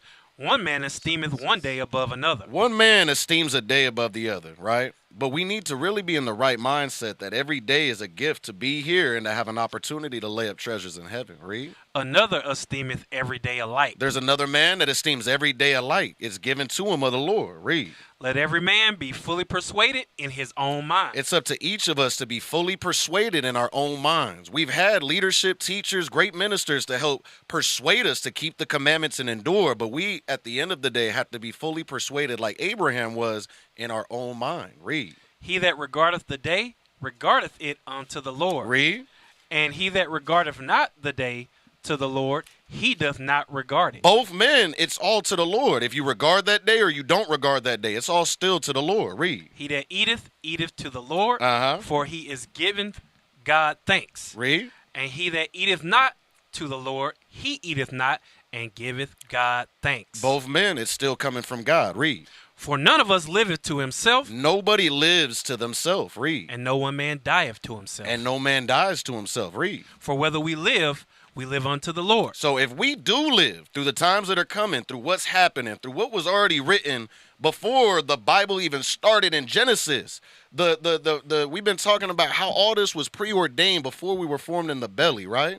So read that part again. Whether we live. For whether we live unto the Lord. So if we live through these times, it's unto the Lord. Read. And whether we die unto the Lord. And if we have to die, we die unto the Lord. Read. Whether we live, therefore, or die, we are the Lord's. Whether we live or die, we shouldn't let our minds be weighed down and hinder us from doing what needs to be done day to day. Because every day that you have on this earth, it's a gift from God to bring forth meat for repentance. All praises. Where did I say to go for the sister's question? Psalm 149. Let's just go there. The book of Psalms, chapter 149. I hate when it happens. It's gonna egg me until I find it. Right. Go ahead. Verse 6. Let the high praises of God be in their mouth, and a two-edged sword in their hand, to execute vengeance upon the heathen and punishments upon the people. Right. So he's saying we gonna do this. Now, the point that I was trying to look for the precept that would help support the point that I was trying to make. In order for us to have this much anger to execute this, right, it got to come from God, right? It's not gonna be from within us, right? We not in a spirit to smash babies on the rock and stuff like that, right? Like you're not built up for that yet. You know what I'm saying? You think you might be, and if you really believe you are, then something wrong with you. But it's gonna take the Lord bringing back all those things into our remembrance. Right, for us to be able to execute that fury on him, right? It's going to be his fury, right? Go ahead, come on, read. Verse 8. See, and that one wasn't as enthusiastic. I think he has different bells. I think he has different bells. Right. Timing is impeccable. Go ahead. To bind their kings with chains. No, wait. He wants to talk. Let him talk. Yes, sir. Benson. Hey, I was just gonna point out too. The scriptures say like our mind is not the same as the Lord's mind, right? Too, Right. so Our we ways can't are not his handle ways. that thing. Right. Yeah, his ways are higher. Yep. Right. Go ahead. So again, back to sister's question. Don't do it like that. Don't do it. It's gonna be no. I was with it. I just don't want to lose it. Yes, sis. So we are gonna be the ones that are gonna do it physically, right?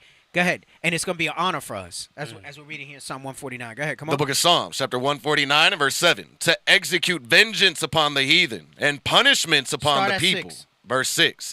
Let the high praises of God be in their mouth and a two-edged sword in their hand. Right, meaning we're going to chop them down. Go ahead, come on. To execute vengeance upon the heathen and punishments upon the people. We are going to be the executioner, judge, jury, and executioner. Go ahead, come on. To bind their kings with chains. Right, so when you read in Revelation, is it 13?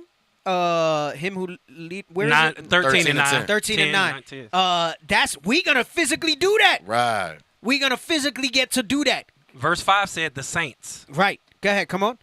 To bind their kings with chains and their nobles with fetters of iron. To execute upon to execute upon them the judgment written. Come on. This honor have all his saints. Praise ye the Lord. This is going to be an honor for us to do that. To execute upon them the judgment written from the beginning, from the determination, beginning, all the way going back to what we read in 2 Ezra 6, 9, and 10.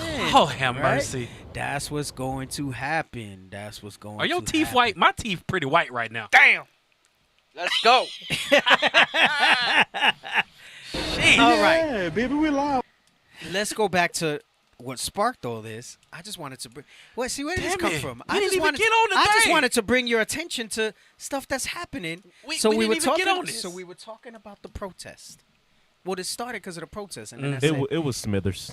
No, Smithers. Smithers was he was Smithereens. I give him that Smithereens was good for like about 10 minutes. Smithers was the warm up. Yes, he was. That was light work. Yes, that was play. Yes, it was. That was us coming back into the groove of things. You know? That was just right. Usually we just be like, look at this guy, kick him out. This time we're like, okay, right, okay, Smithereens. So we were talking about, you saw all these pro-Palestine protests. Yes. Pro-Palestinian protests, and it got all crazy. And I was saying, don't think that that's not part of Esau's crafty counsel. They let this thing get stirred up. They sent in agent provocateurs to make it seem like it was violent. Right. And then they want to shut it down. And they got to say, look, we got to do something about it. And lo and behold, based on what happened the past few days with these protests, I'm going to show you some screenshots from some of these political pundits, right? These guys who follow the politics, right? That we don't know that's going on behind the scenes until it becomes headlines. Like by the time we get a headline, like it was already written. Right. I see what you did there. Okay. All praises. Okay. Right. Now, read this. All right? Go ahead. Come on. In response to campus anti-Israel protests. It's bull sugar. It was not in response to anti-Israel protests. They created the protests so that then they can push this agenda forward. Right. Now, I'm not saying that this legislation, because we're going to talk about some legislation that they're trying to push, and they're saying it's because of the protests. Right. I'm not saying that this legislation is going to pass or it isn't. That's of the Lord, right? But it will sooner or later, because we know that at some point it's going to be illegal for us to use the scriptures to say these things, right? Yes. We're going to keep teaching. We're going to keep doing what it says because the prophecy has to be fulfilled that, we're going to be cast into prison. Right, like or Matthew 24:9, right? Yep. But go ahead, come on. In response to campus anti-Israel protests, the House is rushing to vote on a new bill, H.R. 6090. This new bill would officially define anti-Semitism so the federal government can sue, prosecute, or sanction more people, businesses, and universities for supposed violations of civil rights law. Come on. I abhor anti-Semitism, but this bill is flagrantly unconstitutional, an appalling attack on the First Amendment. This bill would make it illegal to compare Israeli policies to Nazi policies. It would make it illegal to describe Israel as racist. It would make it illegal to accuse an American citizen of being more loyal to Israel than to the United States. So remember how some time back Bishop was bringing out how they're racist over there to the dark skin and all this stuff like that, right? We saw how they were persecuting the ones that were coming over to try to flee there for asylum from Africa and stuff like that, right? That would go against this bill if this bill would have passed, right? Nope, not that one. Not yet. Give me the other one. Give me Matt Walsh, right? We've shown some clips of him when he deals with like women and stuff, right? He's pretty good, but he's also and he's like, this guy's a Republican, I think, too, right? But that's why there's no Republican. That's all just part of the system, right? But go ahead.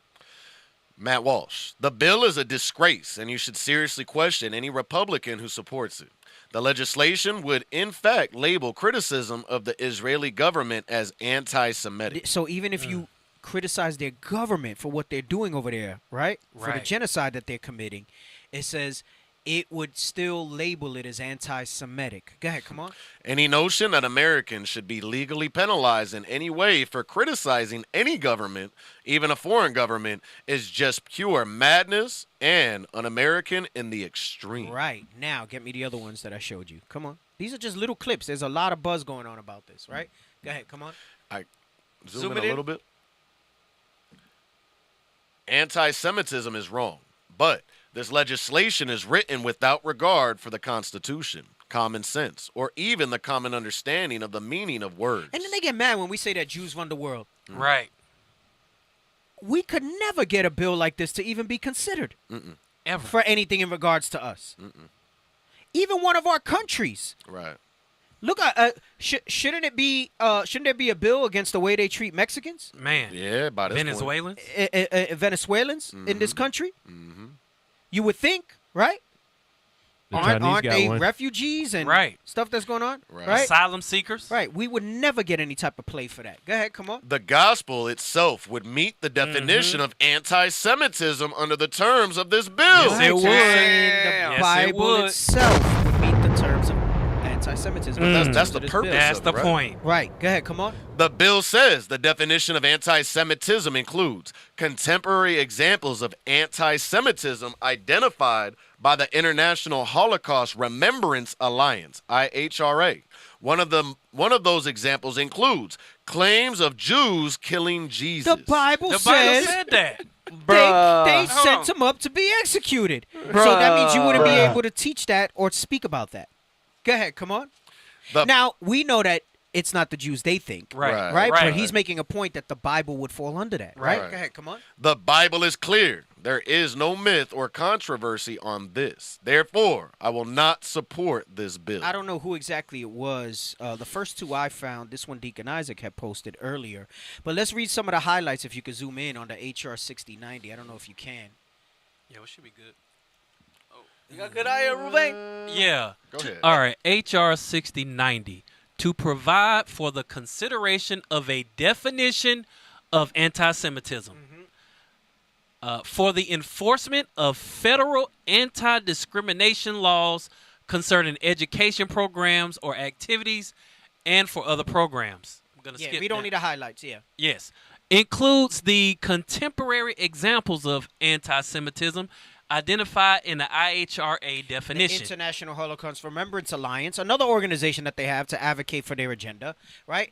And on the right, that's just from the IHRA, right? Read that. Contemporary examples of anti-Semitism. Meaning they're saying modern examples of anti-Semitism versus antiquated, right? Contemporary meaning newer. Go ahead, come on. Include, but are not limited to. No, watch this. If I may read, so it says contemporary. Read that first part. Contemporary examples of anti-Semitism in public life, the media, schools, the workplace, the religious sphere could taken into account the overall. And in the religious sphere. Ah, thank you. That's your different churches and belief systems. Taking into the account the overall context include, but are not limited to. Damn. Claims of Jews killing Jesus. Damn. So here we go.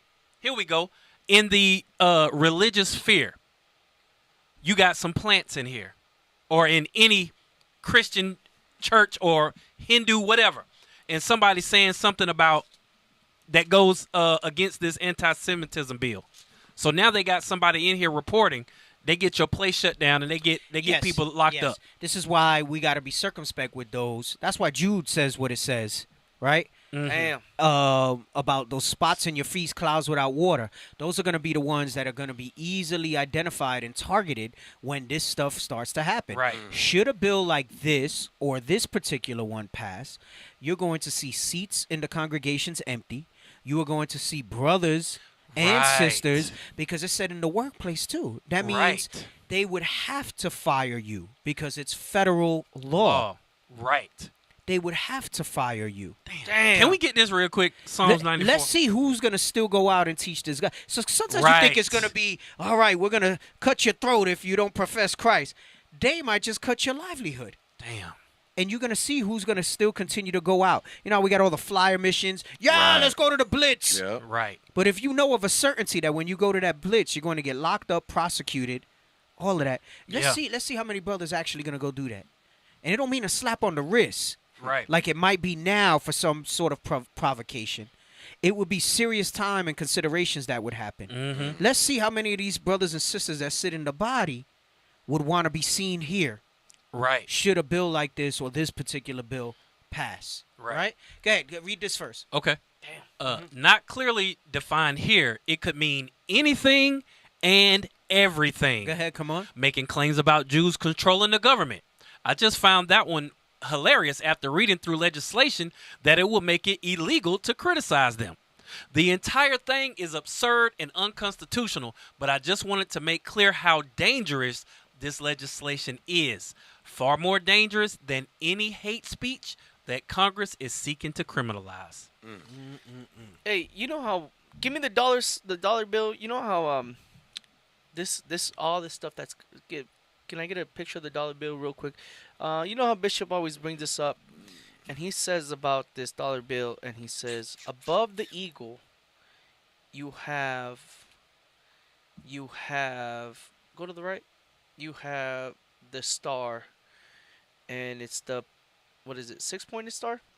Yes. And he says it lets you know who. Zoom it into the eagle. All this is making sense. Of zoom to the eagle. Zoom to the eagle, please. Please. More. There you go. All this stuff that Bishop brings out, man. This is not coincidence, especially what we're reading. Right. These bills, the son of perdition being revealed, the smallest of them shall cast them to war, bring them to war, shall bring them out. Pretty much talking about Amalek. All this stuff, man, that Bishop reveals unto us, that the Lord reveals unto Bishop, and Bishop breaks it down to us. This is not coincidence, bro. And it don't have nothing to do with them, but it's got everything to do with us, because these laws here are to do what? Are supposed to be to hinder us from continuing to teach the gospel. It don't have nothing to do with the pro-Palestinian or whatever. Right. You know, they can't just come directly at us. We've seen this before, how they frame mischief by law. They'll sacrifice some of their people to get something pushed in legislation, but it immediately affects us. Crazy. Right. You gonna bring something out? Yes. Go ahead. This is Psalms 94, verse 20. I got you. Come on. The book of Psalms, chapter 94 and verse 20. Bring it out! Shall the throne of iniquity have fellowship with thee? Shall the wicked have any fellowship with us? Come on. Which frameth mischief by a law. They frame what? Mischief by a law. So there is mischief in the laws that they pass. The laws that they pass are what? Again, they are directly against us and affect us in how they want us to move and operate. But remember, these things have been declared from the beginning. They can't stop it. It's all part of the script. I don't know if I want to go this far into it, but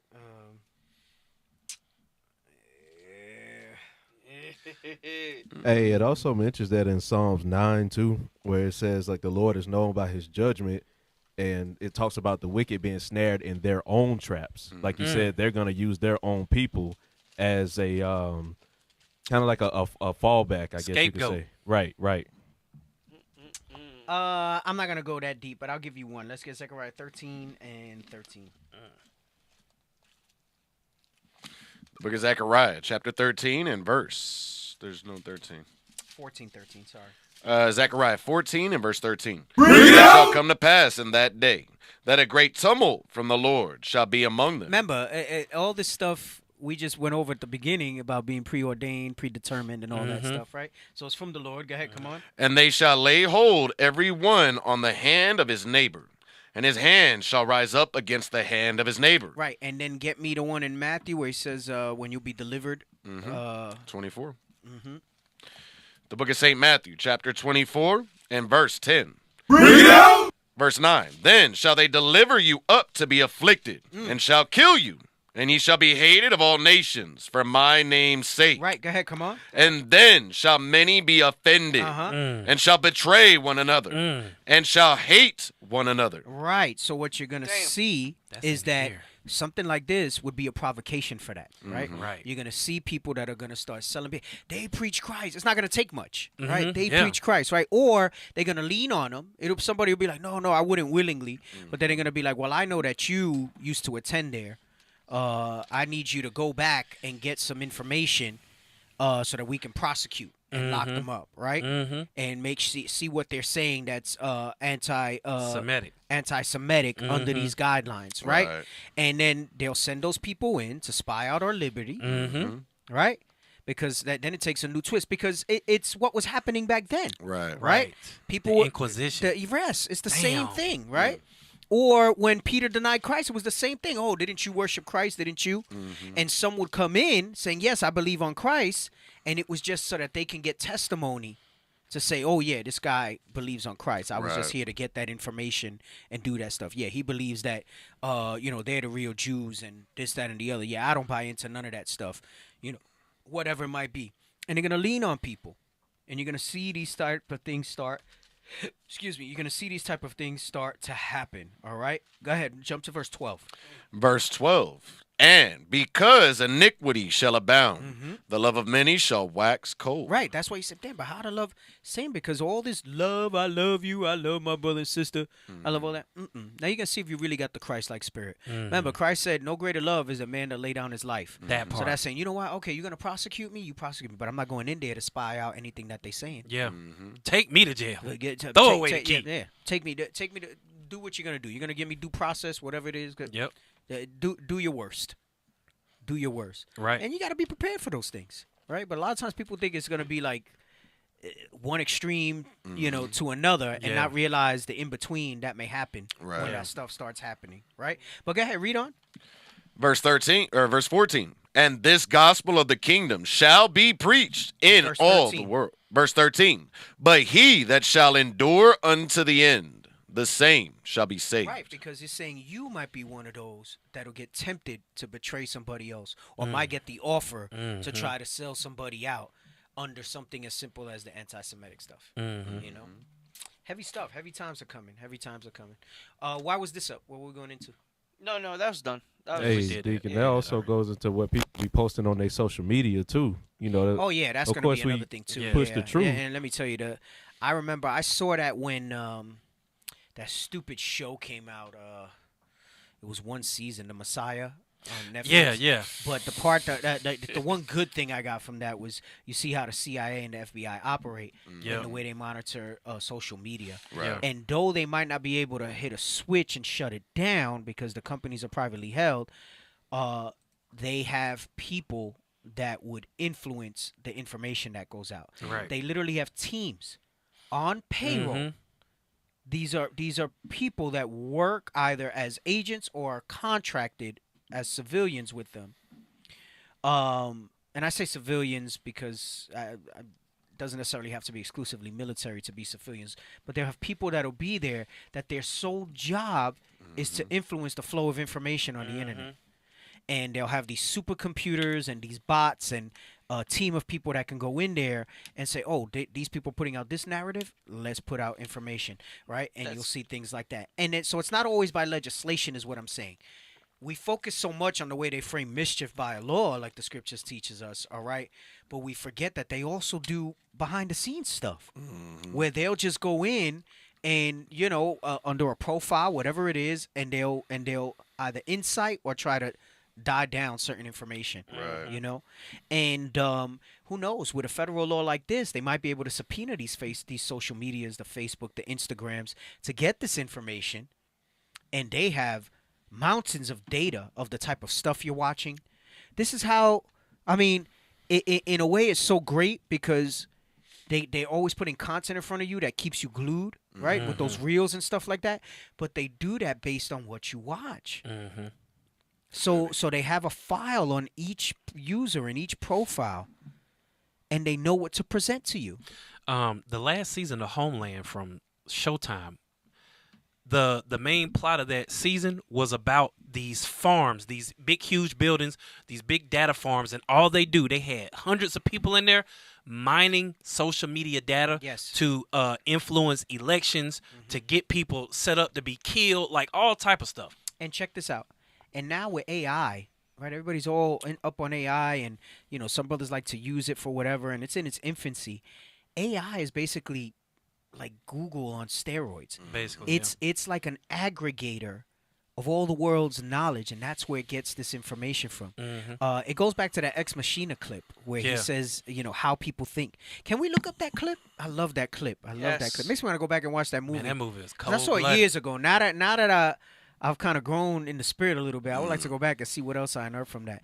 But it's the scene with Oscar Isaacs and the other guy, Ex Machina. Be careful. He's only 21. And there's a clip where he talks about, because he was supposed to be like the Google guy. No, go to YouTube, my brother. And he says what it was showing not what people were searching for, but how they think.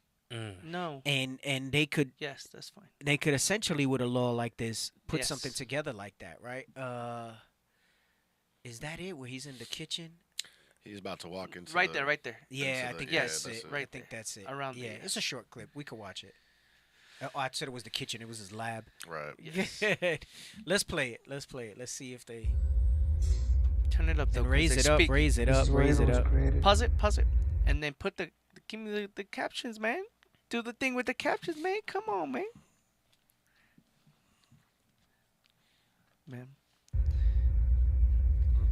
Whoa. Go ahead, take a look.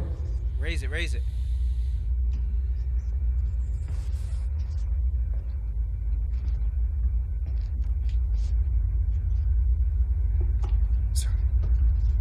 If you knew the trouble I had getting an AI to read and duplicate facial expressions. You know how I cracked it? I don't know how you did any of this. Every cell phone, just about, has a microphone, camera, and a means to transmit data. So I turned on every microphone and camera across the entire fucking planet, and I redirected the data through Blue Book. Boom. Limitless resource of vocal and facial interaction. You hacked the world's cell phones? Yeah, and all the manufacturers knew I was doing it too. But they couldn't accuse me without admitting they were doing it themselves. Here, we have her mind. Structured gel. I had to get away from circuitry. I needed something that could arrange and rearrange on a molecular level and keep its form when required. Holding for memories, shifting for thoughts. This is your hardware? Wetware. And the software? Well, I'm sure you can guess. Blue Book. So stop for a second. Blue Book is supposed to be like Google. Right. So he's saying in the software, because he has an AI robot, and he has this guy there because he's going to say, he's basically trying, I forgot what it's called. They say it in the movie.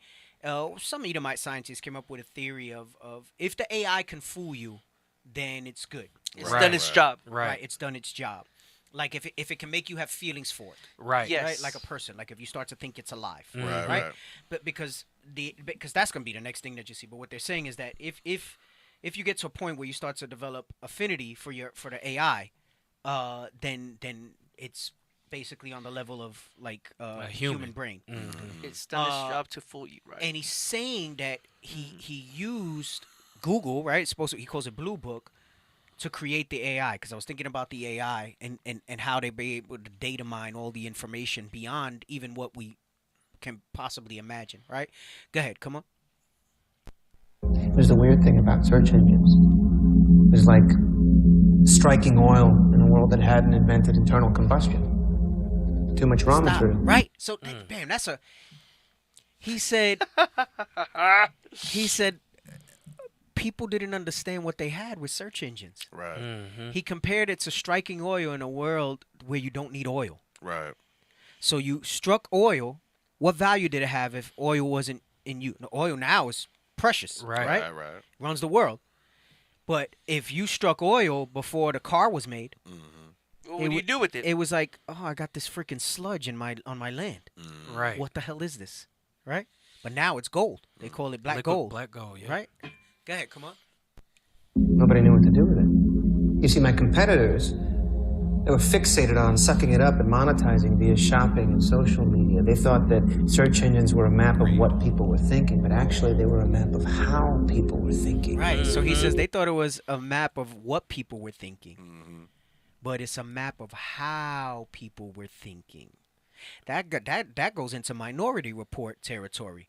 Well, based on your social media views and what you look at, it looks like you're thinking about joining this group, and then because of this thing and this and that or whatever, this makes you, So even though you might have testimony and say no, I deny Christ, they're gonna have the evidence against you. Yeah. Period. And what that's called is called, what is it called? Your online foot presence, your online footprint. Your footprint. Thank you. Your online footprint. Also, everybody has that. Yeah, online footprint. Don't forget the other part he said. He said, I gotta watch that. I still haven't watched it. I saw clips of it, and I wanted to do a show on it or a series of shows on it. I gotta watch it. But go ahead, go back. Finish the clip. It's pretty good. Impulse, response, fluid, imperfect, patterned, chaotic. So that was like the brain for the AI, right? And he got that. He said, "Where did you get the information to make this robot so realistic?" And he said, "I used the Blue Book, and I hacked the cell phones, and I took their data that they were searching for, and this is how I made a real type of thing, And that's why I say the AI is like it's like Google on steroids. It basically aggregates all this information." And but it can be controlled by the companies, by the ones that create it and do that stuff. and they'll manipulate that stuff. So, you know, you lean on these things and you put confidence in a lot of this stuff. But all these type of things, we use them for good now while we can. Right. They're going to turn and use these things against us when they start passing laws and stuff like this. I wanted to say something about the cell phones. If you got a Alexa or a Siri in your house, like the little home pods or whatever, everything that you say goes into it, just like your cell phone, and you got somebody on the other end aggregating all the data. That's how it gets smarter too, because they got movies out where you'll be talking to the AI, the little Siri or whatever it's called, and somebody's on the other end like correcting the responses. Like if you didn't ask for this thing and you wanted that, then somebody will go in and yeah, there's been videos online where like Alexa will randomly say something to somebody, right? Yep. And they're like, "What the hell?" Like wild stuff, and it'd be like, "Damn, you know, I ain't using." Hey, stuff that's like that God's eye thing from Fast and Furious. Yeah, the God's that they use to like locate everybody. Right, that's right. Yeah, they keep trying to make stuff like that. So well, in the movie of Batman, remember Batman when he found his Joker, he says, "How can you do this? This is too much power." He's like, "It's gonna self-destruct after you put your name." But then he's able to look at the building, the rooms by sonar. Hey, and what's wild about this movie, just the whole premise of it, is that not only does she manipulate the main character, you as the audience, get captivated I just as there's well. a clip in there that says how Ava manipulates the audience in Ex Machina. I'd be curious to watch that video. Yeah. Because you start to get captivated by it as well in the storytelling and stuff like that. I'm gonna watch and then that how again. do you feel at the end? You feel like, damn, she did him dirty. Right. Yeah. Betrayed. Man. Yeah. She's Right. just a And you machine. feel it. You're like, oh, Wait, snap. did who dirty? No, The you creator? gotta watch the That's movie. watch the You movie. gotta watch the movie. Because I watched the movie recently, bro, You gotta and I watch was the like a little confused. Watch the movie. Watch the movie. Did the AI do its job? Did it? That's trick me? the question. That's the question of the movie. But you know what's heavy? Did it do its job on you? Right. That's what I'm asking. Help a brother out. It got me because for days after I couldn't stop thinking about it. Hurt. I was like, holy Yeah. snap. Yeah. I said, damn. And then the twist, you don't expect none of it. Right. Well, at It's the wild. end, It's right? wild. That's Yeah, what that it thing is. was. I like sci-fi. That's one of my favorite genres. Ex That's a Machina great was a movie. good movie. It's a great movie. Ex Machina. Right. That's what I call it. Ex Yeah, Machina. you're trying to be all. I come from Belize. I came from Ex Belize, Machina. and I came to do some Ex work, Machina. Oh, man. and I'm ready to go That's back. wild. Hey, so we only got a few minutes left. Why don't we show some of those abuela screenshots? Man, put them things up. Let's show some of these as a reminder because we haven't done our marriage stuff in a while either. Trigger alert. Right? We haven't done our marriage stuff, and we might run them back for some stuff. I don't know. We'll spend a little bit looking about that. All right. Oh yes, let's read that one. The most unappreciated and disrespectful role of the home. Disrespected. Come on, man. Role of the home is the husband and father. Ladies, y'all better put some respect on being a husband and father. We need them. Period. Right. Because, you know, they always putting in your head the overworked mother, this, that, and the other.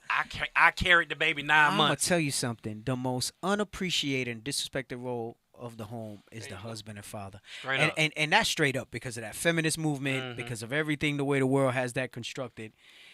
They got you against the man.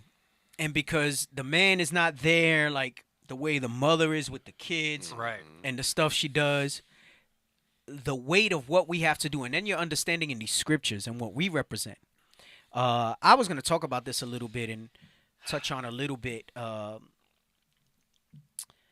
about the weaker vessel and going a little deeper into that. But that goes into some of that too. But come on, man. Damn.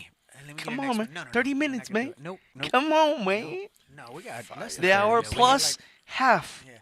Come on. The power of plus and half. Wives, you can't talk to your husband like that. Lower your volume. Right? So check yourself. This is your list before you talk to your husband. Right. Lower your volume. Get the attitude out your tone. Oh, yes, because it could be tone. You slick and being, I say nothing disrespectful. Right? Come on. And straighten up your face. Ooh, and your facial. So she said your volume in your voice, the attitude of your tone, and your facial expressions. Come on. Talk to him with the respect he deserves, or you will lose him. Now, she's talking about quite literally losing him, right? Right. Because Right. Christianity allows divorce. Right. Right. I'm going to tell you something. We've gone over this at length in the show. Yes. You'll get the version of the man that he needs to survive. That part. Which version you want? You're going to lose him as Mhm. far as what you think you're going to have. He'll be physically there. Right. He'll keep the commandments. He'll keep the commandments. Mm-hmm. But you ain't going to be getting what you thought you was going to be getting. Ain't happening. Ooh-wee. Don't do it to yourself. Come on, let's read this next one. Let's read this Wives. Oh, this is another one. Wives, the worst thing you can do to your husband is tell him you love him and then use that same mouth to disrespect him. As far as he's concerned, you don't love him. Right. To a man, respect is love, period. And I think women can't grasp that. Right. They are on the emotion. They're on the way they interpret and perceive love. Right. And what's interesting is that as men, talk about under appreciated and disrespected role, we know this about women. Mm-hmm. And we modify to show them love. Right. We don't try to pack them into our box Right. of respect, and respect being the end-all, be-all of love.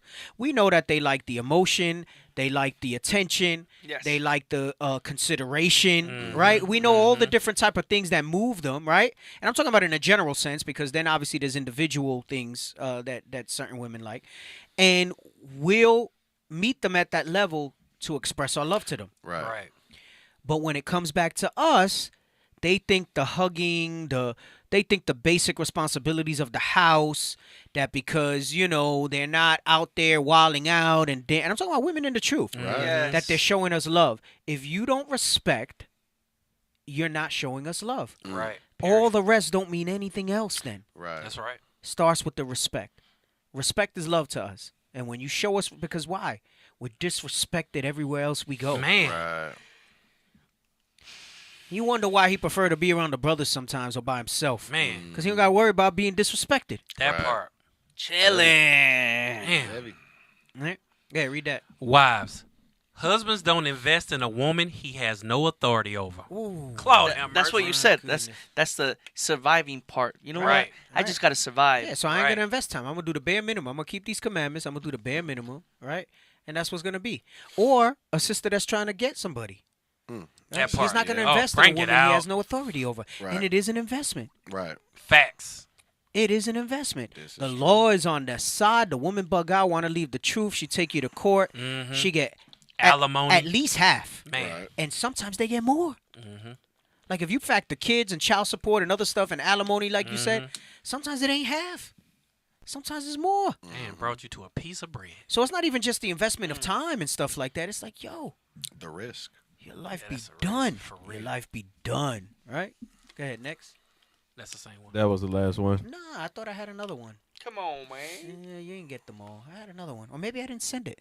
Maybe I Oh. haven't No, sent that was- it that yet. was- Maybe I haven't sent it yet. And the crazy part about this is they run to Esau when they want to get a divorce. They could have been in the truth, We gonna but they leave run this- to Esau. We're going to leave this as a final thought. But I might revisit some of these so we can unpack them in the scriptures and Oh, yeah, you dialogue didn't about send them. Mm-hmm. No, I didn't send it. I'm sending it now. That's who they see has that real authority. That part. Yeah, we got a bunch in the feed to jump off of, bro. Man. We could go so many different directions Man, for in the real. coming weeks. Facts. Here we go. Come on. Wives, if your husband tries to address issues with you and your first response is, "What about you?" It shows a lack of maturity, humility, and respect. That's a big one. Damn. You go to her to talk about something with her, and she wants to pull you into it. Right. No accountability. Even if there might be some involvement in your part, that I'm the one that initiated this, so I'm talking about you. No accountability. It shows a lack of maturity, humility, and respect. And that's why we got to unpack some of these because there's a lot to be said. Each of those, maturity, humility, and respect, have their own place and impact, biblically as well as on the relationship. So he tried to come to you to address something, and right away you pulling him into But it. what did you do? Yeah, what about you? you? You know, You did right. this. Nope. How was that different? That's not what needs to be heard. That comparison spirit. Very. Put your mind, because we gotta go back to including. So I know we've been talking about so many other stuff. We gotta go back to including the marriage moments at least. People was liking that. Man, that was like 8 weeks worth of marriage moments right there. Yes, it is. We got a lot of stuff there. All real quick. Brothers and sisters, shalom. We're seeking your assistance to enhance our national broadcast. Kindly spare a minute to provide feedback by answering 5 brief questions. Brothers and sisters, go on there, scan the QR code. Let us know how we did on the Power Hour tonight. All right? Also, www.getbeardgains.com. Let's go, man. Get your manly badge of dignity. Get your badge right. Glistening. Looking like a god. Come on. And 20% off with MBD20. Hold on, let me go and throw that in the comments. That's right. MBD20. Hey, put up the QR code. We got a Power Hour Plus page on Instagram. Go on there, subscribe, brothers and sisters. We need your support. You're going to see a lot more shorts on the classes that we've been doing. The radio shows like tonight. Tonight was fire, y'all. Tonight was good. All praises. Hey, we'll bring some behind the scenes stuff too, so that way you get a little bit more about the panelists, like who hosts, who produces, things of that nature. Right. So they're gonna build that out. So stay tuned for the Instagram. It's gonna get juicy. Yes, sir. Yes, sir. Anything else? Tobias looked like he tired, ready to go. He ready to go make some phone calls till 2 in the morning. Yeah. He said, I'm gonna get some tacos and then talk on the phone till 2 in the morning. Yes, he is. With no jalapenos. With no jalapenos. But a whole lot of jargons. Fix it, Jesus. Yeah, no, sis is like, oh my gosh, she's about to call me. Or maybe she's like, baby, I gotta wake up so early. And damn it. I don't want to tell him that I don't want to be on the phone. Damn it. Be like that too. Or you the one that don't want to say you don't want to be on the phone. No, I mean, I'll say it. She already knows. I'll be like, hey, Whoop says. I'm in the yellow right now. Hey, the Whoop said. Trying to have a green day tomorrow. I'm trying to have a green, Had a red today or yellow. I'm trying to big it up. Hey, we got the Whoop gang going in Phoenix. Right. Brothers getting the vibe of self-improvement. Man, I got to step my game up. I don't have it. Behind. I don't have it. I'm behind. Not even just, we all in here trying to perfect ourselves in the spirit. Yeah. But brothers is looking to step their game up on their clothing, their health, and all of that. So all praises to the Most High for that stuff. Well, that's the show. This is the Power Hour. Lord's will be back next week. Life lasts. Life lasts. There you go. Just like James 4. Yes, Lord's will be back next week. And we'll be back on the live shows again. All right. So tell your mama, tell your uncle. And if we back, it was already written. Just saying. Yeah, okay. Oh, my God. Just saying. I see what you did there. Now show me a script. In the Menini. Hey, the Menini. Shalom, family. Shalom. Bless.